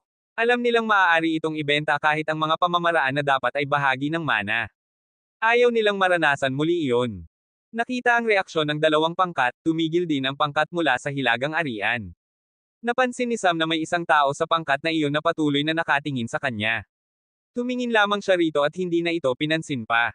Sa sandaling ilagay ni Hawk ang kanyang mga kamay dito, mabilis siyang nawala. Sinundan siya ng tatlong natitira. Tumingin si Sam sa mga natitirang miyembro ng maingat. Ayaw niyang sayangin ang kanyang oras dito, ngunit hindi niya alam kung saan lalabas ang mga tao, at kung lalabas sila sa lugar na ito, tiyak na magkakaroon ng gulo. Sa huli, lahat ay narito para sa kapalaran, at sa apat na miyembro ay mataas ang pagkakataong isa lamang ang makakakuha ng kayamanan. Kaya't hahayaan ba ng tatlong natitira na lamang itong makalipas? Siyempre hindi. Malaki ang pagkakataong magkakaroon ng labanan. Kailangan niyang tiyakin ang kanilang kaligtasan. Ngunit ang pagkawala ng ganitong dami ng oras sa isang hindi pa natutuklasang lupain ay labis niyang ayaw. Matapos mag-isip ng ilang sandali, kumuha si Sam ng ilang pormasayon disk at isang grupo ng methane grenade at ibinigay ito kina Jack at Philip. Tiwala siya sa kanilang mga kakayahan, at gamit ang mga ito ay maaari siyang maging ligtas na kahit na hindi sila makapagtagumpay, maaari pa rin nilang pigilan ang anumang problema hanggang sa dumating sina Sam at Watt. Pagkatapos noon, parehong lumipad pabalik sina Sam at Watt gamit ang kanilang mga hoverboard. Tumingin si Arthur sa 2 taong lumulutang sa mga board na may mga mata na puno ng inggit. Sanay na si Sam sa mga ganitong tingin. Maraming tao ang gustong magkaroon ng ganitong board, lalo na ang mga batang mayayaman na mahilig magpasikat. Ngunit hindi nila makuha ito. Dahil dalawa lamang ito sa buong mundo, at madaling mahuhulaan kung saan ito nagmula kung sila ay magnakaw nito kay Sam. Pangalawa, maraming mga manggagawa ang nagsasaliksik sa prinsipyo ng mga hoverboard na ito. Ang tanging bagay na maaari nilang mahulaan ay gumamit si Sam ng elemento ng hangin. Bukod pa rito, wala na silang ibang alam. Kabanata 267. Umalis sina Sam at Watt sa lugar para patuloy na suriin ang lugar mula sa kinagapos niya si Sam noong madaling araw. Nagawa na niyang gumawa ng mapa ng mahigit sa 1/4 ng teritoryo. Malaki man ang isla, ito ay 3 beses lamang kasing laki ng imperial na kabisera ng Arian. Kung iyon lamang ang paglalakbay, sigurado si Sam na maaari niyang ikot ang buong isla ng mahigit 20 beses sa isang araw gamit lamang ang mga paa. Kung isasama ang Harbinger, makakagawa siya nito ng 5 beses na mas mabilis, ngunit ang pagmamasid sa kapaligiran at pagtitingin ng mga bakas ng mga hayop at bitag ay mahirap gawin. Ang teritoryo sa kanyang kanan ay pag-aari ng pangkat ng templo ng Diyos ng Kidlat, ang teritoryo sa kanyang kaliwa ay pangkat ng Arian, habang ang teritoryo sa kabilang dulo ay pag-aari ng pangkat mula sa hilagang rehiyon. Ngayong alam na niya kung saan naruroon ang mga natitirang kandidato, ang kailangan na lang niyang gawin ay harapin ang problema sa paggawa ng mapa at pagkatapos ay simulan ang pagpapatupad ng kanyang mga plano kasama ang kanyang mga kasama. Sa batong haligi, ang mga tao mula sa 3 natitirang pangkat ay nakatingin sa direksyon kung saan umalis sina Sam at Watt. Nais nilang malaman kung bakit umalis ang mga ito, at ang ilan pa ay nais pang sundan sila. Ngunit matapos makita ang bilis nila ay tinanggihan na nila ang mga iniisip na iyon at tinanong si Philip. Saan sila pupunta? Bakit kailangan mong malaman? Paano namin malalaman kung hindi ka ba nagsasagawa ng isang balak laban sa amin? Ang taong nagtanong nito ay ang pinuno ng pangkat mula sa hilagang rehiyon. Sa tingin mo ba kailangan niyang gumawa ng balak para harapin kayo? Maaaring malakas kayo ngunit huwag ninyong ipiklat ang kanyang mga gawain. Hindi ninyo ba nakikita na tahimik lang ang mga tao mula sa templo ng Diyos ng Kidlat? Labis na nagalit ang lalaki dahil sa mga salitang iyon, at nang handa na siyang gumalaw, hinawakan siya ng isa pang tao mula sa kanilang pangkat at binulungan siya ng isang bagay. Napilitan na lamang tanggapin ng pinuno ito ng may sama ng loob. Samantala, ang mga taong pumasok sa batong haligi.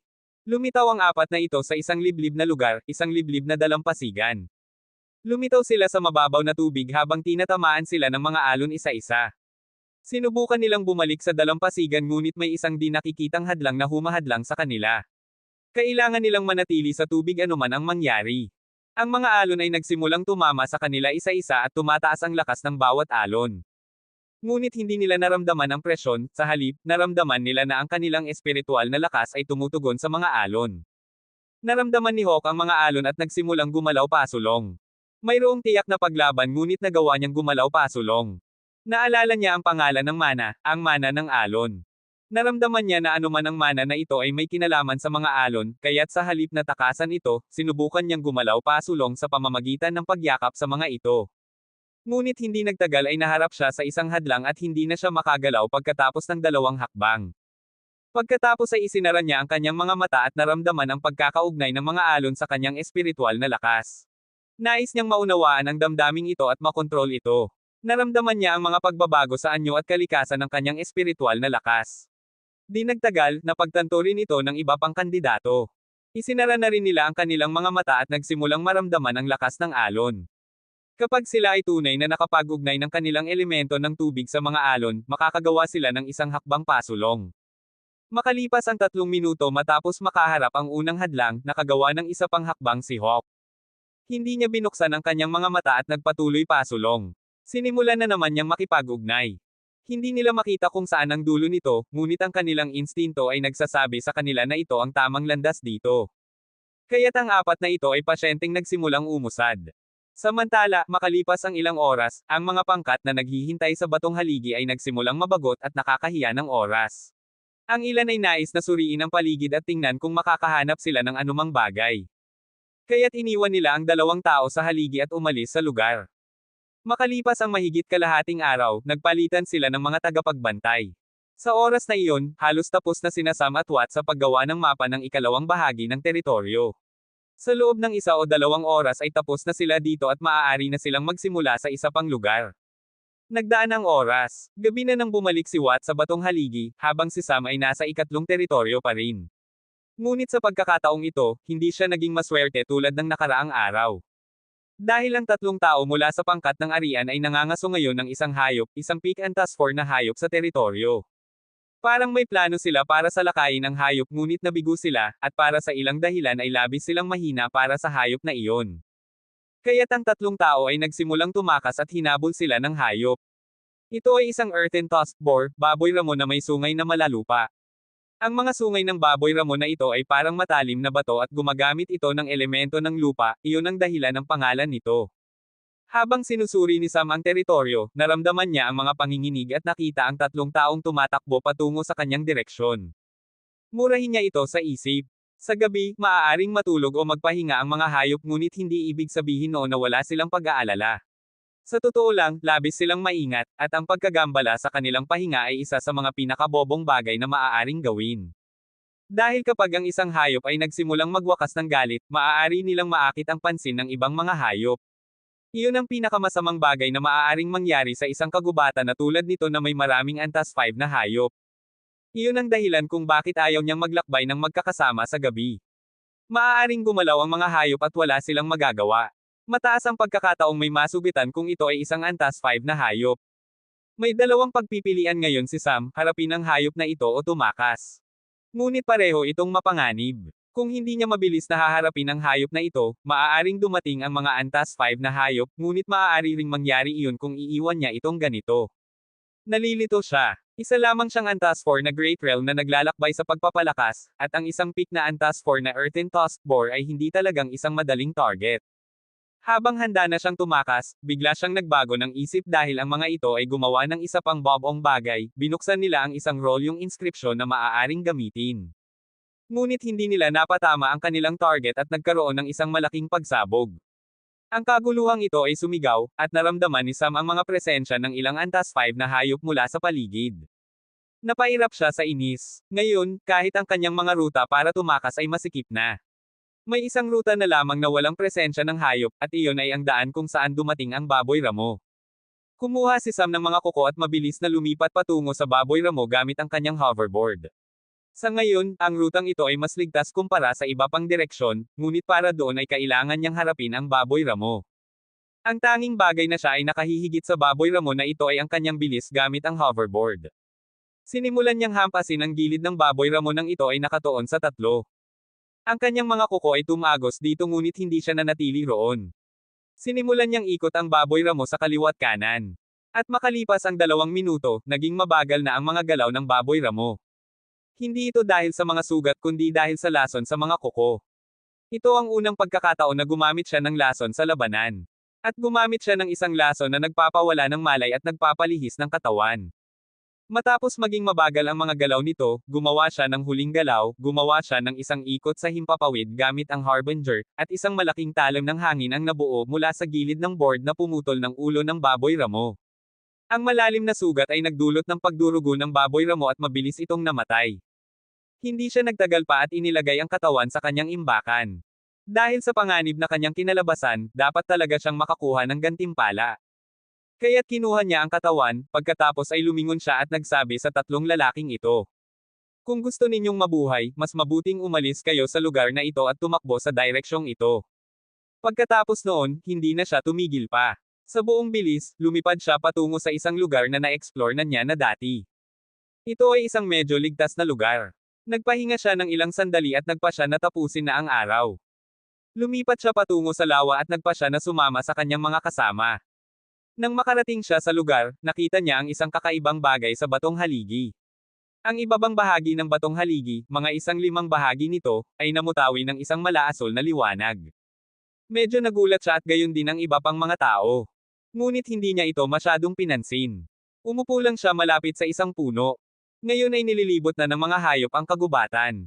Naririnig nila ang mga ungol at hiyaw ng mga hayop. Nagsimulang kabahan ang mga miyembro sa haligi. Isinara ni Sam ang kanyang mga mata at sumandal pabalik. Nais niyang magpahinga ng kaunti. Kabanata 268. Nais ni Sam na magpahinga. Ngunit ang kanyang pag-asang iyon ay hindi nagtagal. Dahil nangyari naman ang isa pang aksidente sa sandaling iyon, at ngayon ay mga tao mula sa templo ng Diyos ng Kidlat ang kasangkot. Nasilaw nila nang hindi sinasadya ang isang antas 5 na hayop, at ang lugar na iyon ay napakalapit sa haligi. Hindi tumakbo ang grupo patungo sa tore dahil masyadong malayo ito, sa halip ay tumakbo sila patungo sa batong haligi. Lahat ng kandidato ay nabigla sa mga ungol ng hayop at mga sigaw ng mga taong tumatakbo patungo sa kanila. Ang mga taong nagpapahinga kasama si Sam ay agad na nagising at naging alerto. Mula sa mga ungol, sigurado si Sam na ang hayop na ito ay hindi bababa sa isang middle stage na antas 5 na hayop. Napakatakot ng presensya nito kahit mula sa layong iyon. Ipinagana ni Sam ang thermal vision at tumingin sa direksyon kung saan nagmumula ang mga ungol. Nang makita niya ito, lubos siyang nagulat. Mula lamang sa anino na nakita niya sa thermal vision, ilang uri ng hayop ang pumasok sa kanyang isipan, at kahit alin pa man ito sa mga iyon, hindi ito magandang balita. Kailangan na nating tumakas ngayon. Siniko niya si Watt, at pareho silang agad na hinawakan sina Philip at Jack bago tumakas papunta sa kagubatan. Ang mga natitirang miyembro ay nabigla rin sa kilos ni Sam at naghanda ring tumakas. Hindi na siya nag-abala pang bigyan sila ng babala. Matapos pumasok sa kakahuyan, huminto siya ng 1 segundo at itinapon ang lahat sa Divine Dimension. Hindi kasing bilis ni Sam si Watt, kaya't mas mabuti na ito. Pinataas ni Sam ang kanyang bilis hanggang sa limitasyon nito, at ngayon ay kasing bilis na siya ng isang peak na antas 5 na hayop, ngunit hindi pa rin siya ganap na sigurado na makakatakas siya. Dahil kung ang hayop ay talagang kung ano ang iniisip niya, halos walang pag-asa na makakatakas. Sapagkat ito ay isang uri ng hayop na maituturing na mandaragit sa mga antas 5 na hayop. Maaari itong makipaglaban sa mga hayop na mas malakas pa kaysa sa sarili nito. Ang pangunahing bagay ay ang bilis ng hayop na ito ay mas mabilis kaysa sa anumang antas 5 na hayop. Ang pangunahing kakayahan nito ay nasa bilis nito. Kaya't hindi ganap na sigurado si Sam. Paano naman nakatakas ang 3 tao mula dito? Sa totoo lang, iyon ang pangunahing dahilan kung bakit agad na tumakas si Sam.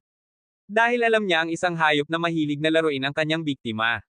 Gusto nitong iparamdam sa biktima na may pag-asa pang mabuhay, ngunit pagkatapos ay lalaruin ito hanggang mamatay, na nag-iiwan ng labis na kawalan ng pag-asa.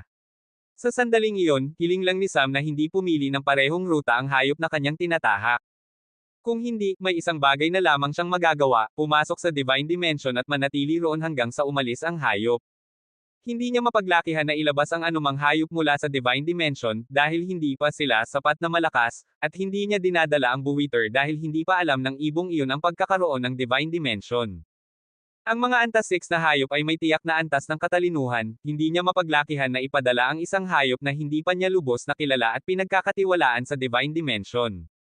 Mayroon din namang isa pang hayop, ang Termite Queen, ngunit hindi ito angkop para sa isang diretsyo na labanan, sa halip ay angkop ito para sa isang paglusot.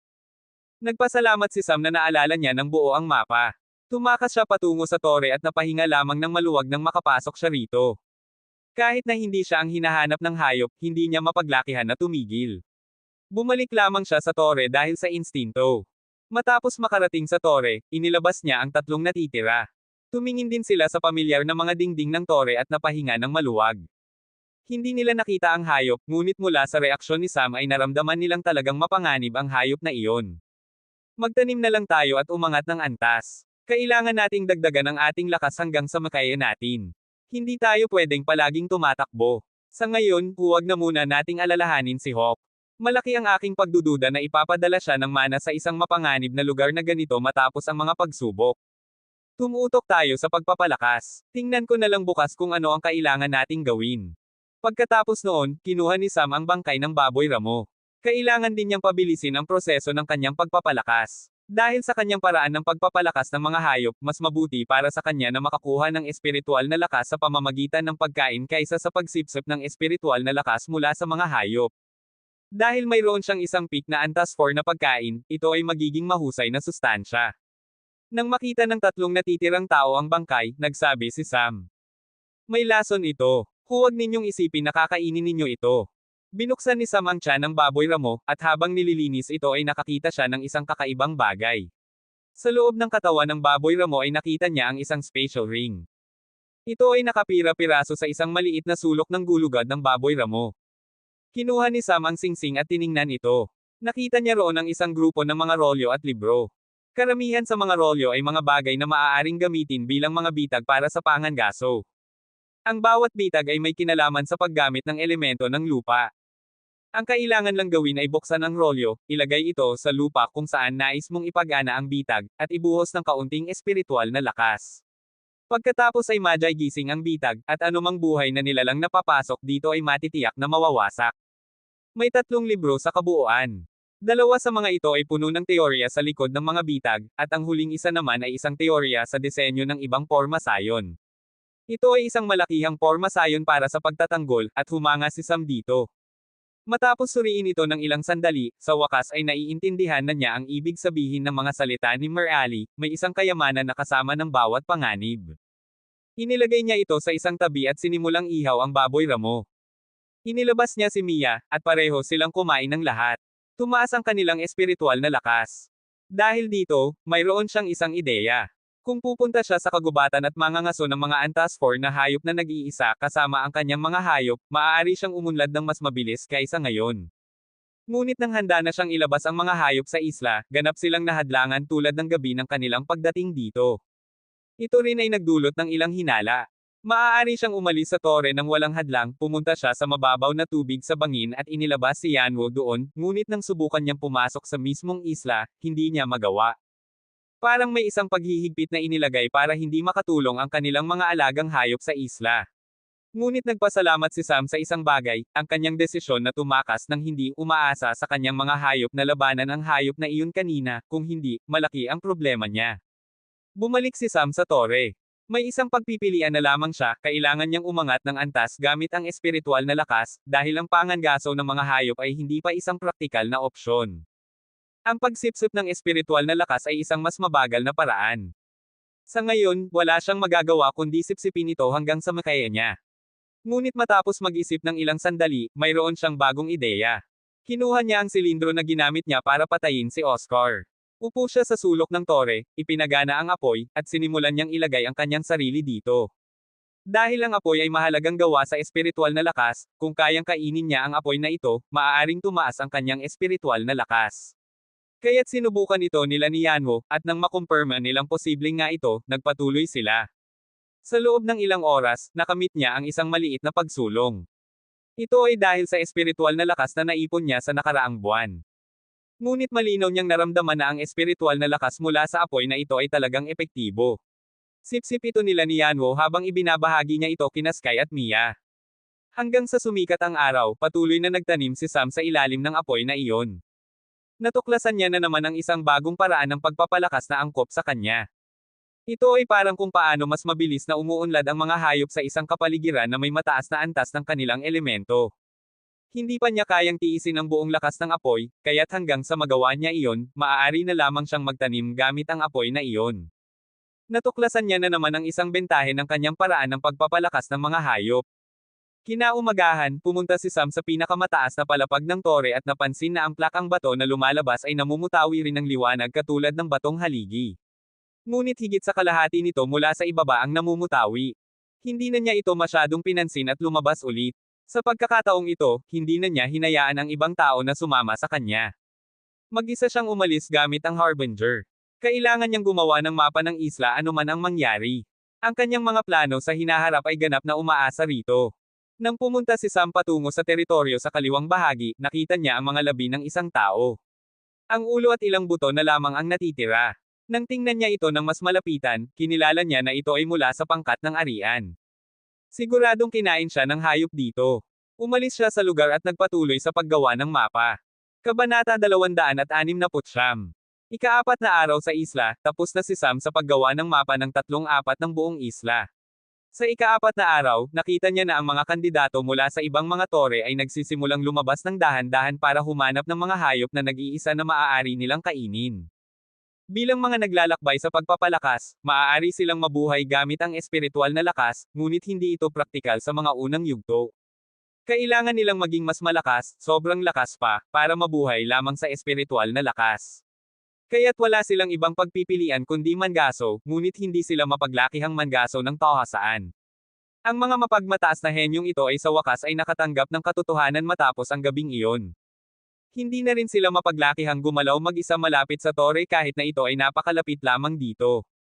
Sa araw na ito, bumalik si Sam sa tore para tapusin na ang paggawa ng mapa ng 3 teritoryo.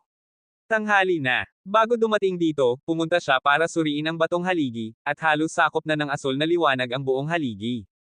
Matapos bumalik, sinuri niya ang plakang bato sa pinakamataas na palapag at pareho rin ang sitwasyon, halos puno na ito ng liwanag. Habang iniisip niya kung ano ang mangyayari, biglang may isa pang maliwanag na tumago sa ibang lugar sa isla. Sa parehong oras, lumabas naman ang isa pang plaka sa pinakamataas na palapag ng tore. Lumabas si Sam sa ibaba at agad na gumalaw. Sinimulan nila ang kanilang paglalakbay, at sa pagkakataong ito ay hindi na gumamit si Sam ng karaniwang paraan, itinapon niya sila sa loob ng Divine Dimension at kanyang dalhin silang lahat. Sa loob ng 20 minuto ay malapit na siya sa liwanag at nakita niya ang isang pamilyar na batong haligi doon. Siya ang una ring dumating dito. Matapos dumating, kumuha siya ng ilang forma scion disk at sinimulang ilagay ito sa paligid. Ayaw niyang maging biktima ng katangahan ng iba. Ngunit sa pagkakataong ito, hindi sila maaaring basta na lamang tumakas, hindi bababa hanggang sa makapasok ang isa sa kanila sa batong haligi. Makalipas ang mahigit kalahating oras, nagsimulang dumating ang mga natitirang pangkat isa-isa. Lamang matapos dumating ang mga tao mula sa 4 na pangkat ay lumabas ang isang hanay ng mga salita. Mana ng lakas ng metal. Angkop para sa mga gumagamit ng elemento ng metal. Mas mabuti kung mandirigma mangkukulam. Tumingin si Sam sa mga salitang parang isang patalastas para sa pagkuha ng empleyado at hindi alam kung ano ang dapat niyang isipin. Tumingin siya kay Philip, na ang tanging tao na maaaring gumamit ng elemento ng metal, at itinuro sa kanya na mauuna. Tumingin siya sa pangkat ng arian na kulang ng isang tao. Mukhang malungkot sila at halatang naapektuhan sila ng husto. Para sa mga taong kailangang pumasok sa mana, tanging ang tao mula sa templo ng Diyos ng Kidlat lamang ang tila angkop na kandidato. Bihira ang mga taong may elemento ng metal sa mga ganitong piling pangkat. Matapos silang mag-usap sa kanilang sarili, walang sino mang nais na kumuha ng pagkakataong ito dahil ayaw nilang mawala ng pagkakataong pumasok sa isang angkop na mana na maaaring lumabas mamaya. Ngunit pinilit sila ng mga pinuno at pinili ang taong pinakamababa ang gamit para pumasok doon. Hindi na iniisip pa ito ni Sam. Malamang na gusto lang nilang makita kung may mga bagay tulad ng sandata o aklat ng kasanayan sa loob na maaaring gamitin ng kanilang mga organisasyon. Alam nilang halos imposibleng makuha nila ito kung wala silang elemento, ngunit ayaw nilang baliwalain ang anumang pagkakataon. Matapos silang pumasok sa batong haligi, hindi na nanatili ang mga natitirang tao doon. Natutunan na nila ang aral at ayaw na nilang maranasan muli iyon. Binigyan na ni Sam si Philip ng ilang pormasayon disc at grenade. Kahit na lumabas siya dito habang may hayop, kahit na hindi niya ito matalo, maaari pa rin siyang lumikha ng pagkagambala at makakapaghintay ng ilang sandali hanggang sa dumating si Sam. Pumunta muna siya sa tore at iniwan sina Watt at Jack doon bago bumalik sa huling natitirang bahagi ng teritoryo na hindi pa niya na-explore. Tatapusin na niya ito ngayong araw. Gabing iyon, sa wakas ay natapos na ni Sam ang pagsusuri at pauwi na siya sa tore nang mapansin niya na ang mga hayop ay nagsimulang maging mas maingat at ang kanilang mga galaw ay naging mas magkakaiba. Hindi niya nakita ang mga bakas ng mga hayop na ito noong unang araw ng kanyang pagsusuri. Naisip niya na baka isang beses lang ito, ngunit kinabukasan ay napansin niya na mas maraming hayop ang gumagalaw malapit sa tore. May isang bagay lamang siyang maaaring mahinuha mula dito, napansin na ng mga hayop ang bagong presensya na dumating dahil sa kanilang pagdating dito. Sinisimulan na nilang pansinin sila, at hindi ito magandang balita. Sa ngayon, mga antas 4 na hayop lamang ang pumupunta dito, kaya't hindi sila masyadong nahaharap sa banta, ngunit hindi magtatagal ay papasok na rin ang mga antas 5 na hayop sa rehiyong ito. Kahit na sila ay ligtas sa loob ng tore, hindi sila narito para lamang maging ligtas, narito sila para sa mana. Kailangan nilang lumabas anuman ang mangyari. Kailangang gumawa ng paghahanda si Sam at kailangan niyang gawin ito ng mabilis. Masisira na ang mga bagay. Sa sandaling iyon, may reaksyon sa pinakamataas na palapag ng tore, at nang pumunta sila doon ay nakita nila ang plakang lumabas noong una nang mabuksan ang mana. Nagningning ang plaka ng asul na liwanag. Naghanda si Sam na gumalaw, kung ito ay senyales na lalabas si Hawk, maaaring lumabas siya malapit sa lawa at baka hindi niya makayang makauwi ng ligtas. Ngunit bago pa siya makagalaw, lumabas si Hawk mula sa asul na liwanag na iyon. Napahinga siya ng maluwag. Mukhang may konsensya pa rin itong si Mer Ali. Hindi niya tinanong tungkol sa mana, sa halip ay sinuri muna niya kung may mga sugat o ibang kakaibang bagay bago siya hayaang magpahinga. Bumalik siya sa ibaba at sinimulang ihanda ang mapa. Ang mapa ay pangunahing binubuo ng mga ruta na dapat nilang tahakin, posisyon ng mga tirahan ng mga nag-iisang antas 5 na hayop, mga tirahan ng grupo, at ilang bitag na natuklasan niya. Gamit ang lahat ng impormasyong ito, maaari nilang maiwasan ang maraming panganib. Siyempre, hindi sila maaaring ganap na sigurado na walang panganib, maaaring biglang lumitaw ang mga hayop sa mga dapat na ligtas na rutang ngunit mas mabuti na ito kaysa sa wala. Lumabas sina Sam at Watt at sinimulang maghanda. Mula nang dumating siya dito, kailangan niyang pataasin ang kanyang mga nakuha anuman ang mangyari, at ang unang hakbang patungo rito ay alisin ang lahat ng dapat na panganib na naruroon sa kanyang sariling teritoryo. Para dito, ang mga unang target ay malinaw na ang mga pinakamahina, ang mga antas 4 na hayop, at ang unang pagpipilian ay ang mga nag-iisa kaysa sa mga grupo o tirahan. May hindi hihigit sa 35 na nag-iisang hayop sa paligid, at 22 sa mga ito ay antas 4 na hayop. Kailangan niyang piliin ang mga hayop isa-isa ng maingat. Sa araw na iyon, gumalaw sina Watt at Sam para harapin ang kanilang unang target. Ito ay isang gorilla. Isang gorilyang may elemento ng metal, tinatawag itong Dark Steel Gorilla, gorilyang bakal na madilim, at ito rin ay isang uri ng hayop na nakikibaka sa malapit na labanan tulad ng Golden Fur Ape. Ang hayop na ito ay may mga kakaibang katangian din. Nakatira ito tabi ng isang puno at itinuturing na sariling pag-aari ang punong iyon. Ang lahat ng bagay na nagagawa ng punong iyon ay pag-aari niya. Kung sino mang magsasagawa ng anumang bagay sa punong iyon ay makakaranas ng pinakamasamang oras ng kanilang buhay, dahil hindi titigilan sila ng gorilla hanggang sa mamatay ang isa sa kanila. Lumitaw sina Watt at Sam malapit sa teritoryo ng gorilla, at natutulog ito habang nakasandal sa kanyang puno. Itinuro ni Sam kay Watt, at pumili ng ibang daan ang huli para lumitaw sa likod ng puno. Sabay silang nagsimulang umatake. Itinapon ni Sam ang isang talon ng hangin sa gorilla at ginaising ito. Narinig niya ang isang tunog ng metal habang tumama ang talon sa dibdib ng gorilla. Ngayon ay lahat ng pansin ng gorilla ay nasa kay Sam, at gumalaw si Watt, simula niyang itinapon ang mga grenade sa puno ng simula ng gorilla na lumapit kay Sam. Agad na nasunog ang puno. Ngayon ay labis na nagalit ang hayop. Naguluhan ito at nagsimulang hanapin ang taong umatake sa puno. Nang mapansin nito si Watt, ganap na binaliwasan nito si Sam at nagsimulang tumakbo patungo sa kanya. Agad na pinataas ni Watt ang bilis ng kanyang Silver Wind at nagsimulang tumakas. Ganap na nakalimutan ng gorilla si Sam. Hindi sumali si Sam sa direktang labanan dahil lahat ng hayop ay nasa peak na antas 4, hindi bababa sa lahat ng nag-iisang antas 4 na hayop ay may ganitong lakas. Sa kagubatang ito, kung makikipaglaban siya sa ganitong hayop ay may panganib na masugitan, at kung makatagpo siya ng isang antas 5 na hayop ay malaking problema na iyon. Kaya't ang layunin niya ngayon ay ilipat ang Gorilya gamit ang kaunting kaguluhan lamang, at kailangan niyang ilihis ito patungo sa isang lugar na medyo liblib. Di nagtagal ay nagsimula na ang paglilibot. Matapos makarating sa nais na lugar, nagsimulang umikot sina Sam at Watt sa Gorilya mula sa malayong distansya, na naguguluhan ito mula sa dalawang panig. Di nagtagal ay lalong nagalit ito at sinundan si Sam, ganap na binaliwasan ang mga sugat mula sa kanilang mga pag-atake, at iyon mismo ang hinihintay ni Sam. Natatag siya sa isang lugar gamit ang Harbinger, at nang lumapit ang Gorilya sa kanya, biglang naging malambot ang lupa. Naramdaman ng Gorilya na unti-unting lumalalim ang kanyang mga paa. Ito ay ang Swamp Swallower. Inilibot ni Sam ang hayop dito para mapagtagumpayan ito ng walang laban na makikita. Kumuha siya ng isang baril at binaril ang Gorilya ng 2 beses. Nagsimulang damyugo ito, at dahan-daang nawala ang Gorilya habang tinutunaw ito ng latian. Bumalik sina Sam at Watt sa tore para magplano para sa susunod na target. Kabanata 270. Tapos na si Sam sa pagiging pasibo, ngayon ay gagawin na niya ang papel na aktibo.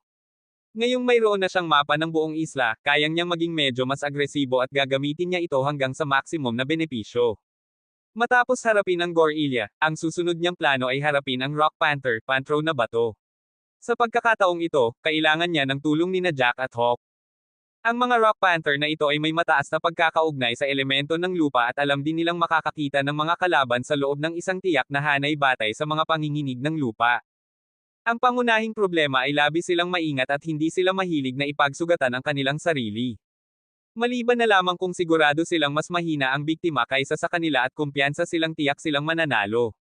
Mabibilis sila sa isip at matalino, madali silang makakasama sa kapaligiran at umaatake sa biktima.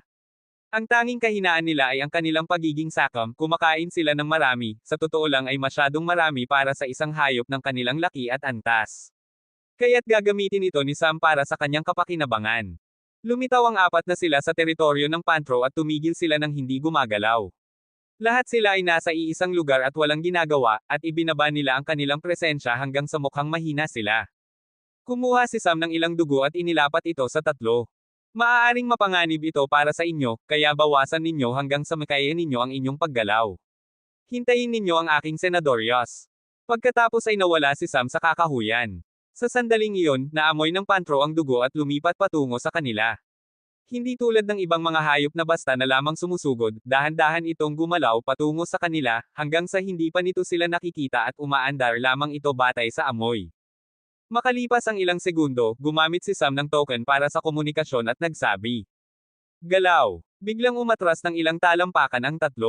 Tumigil ang Pantro. Naramdaman nitong may kakaiba ngunit naroon pa rin ang amoy ng dugo, kaya't nagpatuloy itong gumalaw ng maingat at nakita ang mga bakas ng dugo. Parang ang ilang taong nasugatan ay gumagalaw at umaagos ang dugo mula sa kanila. Kaya't nabawasan ng kaunti ang pagdududa nito at nagpatuloy.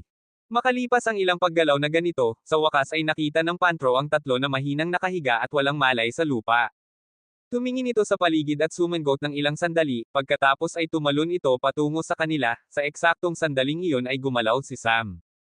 Isang sipa. Sinipa niya ang ulo ng Pantro at ibinagsak ito sa lupa. Ang ulo ay bumagsak at bumukas ang latian. Muli, ang Swamp Swallower. Ngunit sa pagkakataong ito, labis na nagpagalaw ang Pantro. Nagniningning ang katawan nito at ipinagana ang pagsasama ng elemento ng lupa para subukang gumalaw. Sa totoo lang, halos lumabas na ito. Ngunit hindi pinayagan ni Sam na lumabas ito. Kinuha niya ang Reaper at hinampis ito sa likod ng Pantro. Nagsimulang dumagsa ang dugo at tinunaw ng latian ang buong hayop. Isa pang hayop ang napagtagumpayan. Ngayon, hindi na gumawa ng maraming aksyon si Sam tungkol kay Philip na nasa loob ng mana, tiyak siyang ibabalik ng ligtas sa tore, kaya't ang tungkulin nila ay alisin ang mga hayop isa-isa. Ang susunod na target ay isang lumilipad na hayop. Isang golden-winged eagle, agila na may mga pakpak na ginto. Ang bagay na ito ang namamahala sa kalangitan sa isang tiyak na lugar, ngunit malapit sa teritoryo ng hayop na ito ay may isa pang nilalang na namamahala sa lahat doon. Kaya't ngayon ay si Sam na ang magiging pain para ilibot ang hayop doon, at ang 3 natitira ay mananatili sa ligtas na distansya para makagalaw sila sa tamang sandali ng walang pagkaantala. Direktang pumunta si Sam sa pugad ng hayop at kumuha ng isang balahibo nito. Pagkatapos ay tumalikod at tumakas. Sa totoo lang, lumilipad siya gamit ang Harbinger at sinundan siya ng agila. Ang napakalaking agila ay maaaring magdala ng hindi bababa sa 4 na tao sa kanyang likod at maaari pa silang humiga at matulog. Nagkaroon ng paghabulan sa pagitan ng hayop at ng tao, at di nagtagal ay nakita ni Sam ang isang lawak ng mga punong banyan. Ang mga punong banyan ay may mga ugat na nagbababa, at bawat ugat ay may mga ugat sa dulo. Kapag lumaki ito ng sapat, hahawakan ng mga ugat ang lupa at bubuo ng isang bagong puno doon. Sa kanyang nakaraang buhay, alam niya kung gaano kalaki ang maaaring maging lawak ng isang punong banyan. Sa West Bengal, isang estado sa India, may isang malaking lawak ng punong banyan na umaabot ng mga kilometro. Ngunit ang isa na ito ay umaabot lamang ng ilang daang metro at tumigil na. Sumisid si Sam sa lawak ng mga punong banyan, at ang Harbinger ay puno ng lakas ng elemento ng hangin at apoy. Sa parehong sandali, ang tatlong natitira ay itinapon ng ilang pag-atake sa mga puno. Biglang tumugon ang lahat ng mga ugat ng punong banyan, at sa eksaktong sandaling iyon ay sumisid din ang agila sa lawak na sinusundan si Sam. Ngunit ang nakita nito ay isang pagbomba ng mga ugat. Ang mga ugat ay nagsimulang ikot sa ibon, at naapektuhan din ang mga pakpak nito. Nawawala na ito ng kakayahang lumipad. Sa parehong sandali, lumipat din ang mga ugat patungo kay Sam, ngunit sa pamamagitan ng pagsasama ng elemento ng hangin at apoy kasama ang kanyang napakataas na bilis, nagawa niyang makatakas sa mga ugat sa huli sandali. Paano ito posible? Dahil ayaw ng mga ugat sa apoy, at hindi rin masyadong malalim ang kanyang pagsisid. Tiniyak niyang makakatakas siya. Matapos lumabas, lumilipad siya sa ibabaw ng lawak at tumingin sa agila na hinaila pababa at naging bangkay. Ngunit hindi nagtagal ay binuksan ng agila ang kanyang mga mata, at isang kulay rosas na liwanag ang lumalabas mula rito. Dahan daw ang tumayo ang agila at tumingin kay Sam, binuksan ang mga pakpak at lumipad sa himpapawid. Ngunit sa pagkakataong ito, hindi na hinzulan ng mga ugat ito. Tumataas lang ng tumataas si Sam, at di nagtagal ay tumigil ang agila at hindi na lumipad pa pataas. Tumingin ito kay Sam ng ilang sandali bago bumaba pabalik sa lawak, at ang makakapal na mga ugat at dahon ay ganap na nagtakip sa hayop. Bumalik si Sam at nakita ang iba. Lumipad sila patungo sa tore para magpahinga at babalik sila mamaya. Gumagamit si Sam ng ganitong paraan para makuha ang kanyang gusto. Sa lahat ng mga bitag sa kanyang teritoryo, ang 2 bitag na ito ang pinakamabuti at kayang niyang gamitin hanggang sa maximum na potensyal. Ang una ay ang Swamp Swallower, tumataas ang lakas nito batay sa dami ng mga buhay na nilalang na natutunaw nito. Habang mas marami itong natutunaw, mas lalawak ito at makakakuha ng mas malaking lugar. Ginagamit niya ngayon ang mga Antas 4 na hayop para pakainin ito. Iyon ang dahilan kung bakit hindi niya direktang pinapatay ang mga hayop. Sa huli, gaano man kalakas ang mga hayop dito, marami siyang paraan para makatakas, maaari pa niyang gamitin ang Thunder Prison para sa pagtatanggol. Ngunit ang kailangan niya ay isang paraan para harapin ang mga Antas 5 na hayop at mapanatili pa rin ang kanilang mga katawan, hindi bababa sa ang kanilang mga kalansay. Sa huli, may mga kayamanan na nakatago sa loob ng mga ito at ayaw ni Sam na masayang ang mga ito. At para sa mga katawan ng mga hayop na kanyang isinakripisyo. Sino nagsabi na masasayang ito? Iyon ang dahilan kung bakit ginamit niya ang 2 bitag para sa kanyang sariling layunin, ang Swamp Swallower at ang lawak ng banyan. Sa totoo lang, hindi banta ang lawak ng banyan mismo. Ang banta ay isang bagay na nakatira sa loob ng lawak ng banyan, isang parasito. Gumagamit ito ng mga katawan ng mga halaman bilang tahanan at gumagamit ng mga bahagi ng mga halamang iyon para umatake sa lahat ng pumapasok sa kanyang teritoryo. Bukod pa rito, maaari rin itong pansamantalang gawing zombie ang mga hayop at ibang buhay na nilalang. Para sa limitasyon ng oras, maaari itong gawin hanggang sa mabulok ng natural ang lahat ng kalamnan at laman. Gaano katagal makakaligtas ang katawan ng isang hayop sa antas na iyon? Maraming araw o buwan, kahit na sa ilang kaso. Ngunit ang tanging kahinaan ay hindi maaaring umalis ng lugar ng impluwensya ang mga hayop na naging zombie, at hindi rin nila magagamit ang mga pamamaraan ng elemento at mga kasanayan ng dugong-dugo ng hayop. Ginagamit niya ang 2 bitag para sa kanyang sariling mga layunin at gagawin niya ito. Ika-5 araw na ito sa isla at nagsimula na siyang gumawa ng malaking aksyon. 2 mana na ang lumabas, at isa na rito ang natapos na. Nang makarating sila sa tore, hindi kumain si Hawk at parang nag-aalangan na magsalita. Direktang tinanong siya ni Sam. Mabuti ka lang ba? Tungkol ito sa mana. Ano nangyari? Nakuha ko ang mana, ngunit kalahati lamang nito ang nakuha ko. Sabay niyang inilabas ang kalahating rolyo. Ito ang pinakamahalagang bahagi ng mana, at ako at ang isang tao mula sa templo ng Diyos ng Kidlat ay magkapareho ang nakuha. Kaya't nahati ang rolyo. Makukuha lamang ang buong mana kapag pinagsama ang dalawang rolyo. Kailangan kong makita ang taong iyon. Agad na naiintindihan ito ni Sam at nagsabi. Pumunta na tayo bukas. Bakit sayangin ang oras? Habang mas malakas ka, mas mabuti. Talagang nahirapan si Hawk na humingi ng tulong. May maliit lamang silang pagkakaibigan ni Sam, ilan na siyang natulungan nito, ngunit ngayon ay hindi siya mapaglakihang humingi ng tulong. Malaki ang pagkakaiba ng kanilang katayuan, nawala ng kapangyarihan ang ama ni Hawk, ngunit maaaring makipagpulong si Sam sa emperador kapag siya ay naiisip. Nalunod siya ng kaginhawahan ng madaling pumayag si Sam.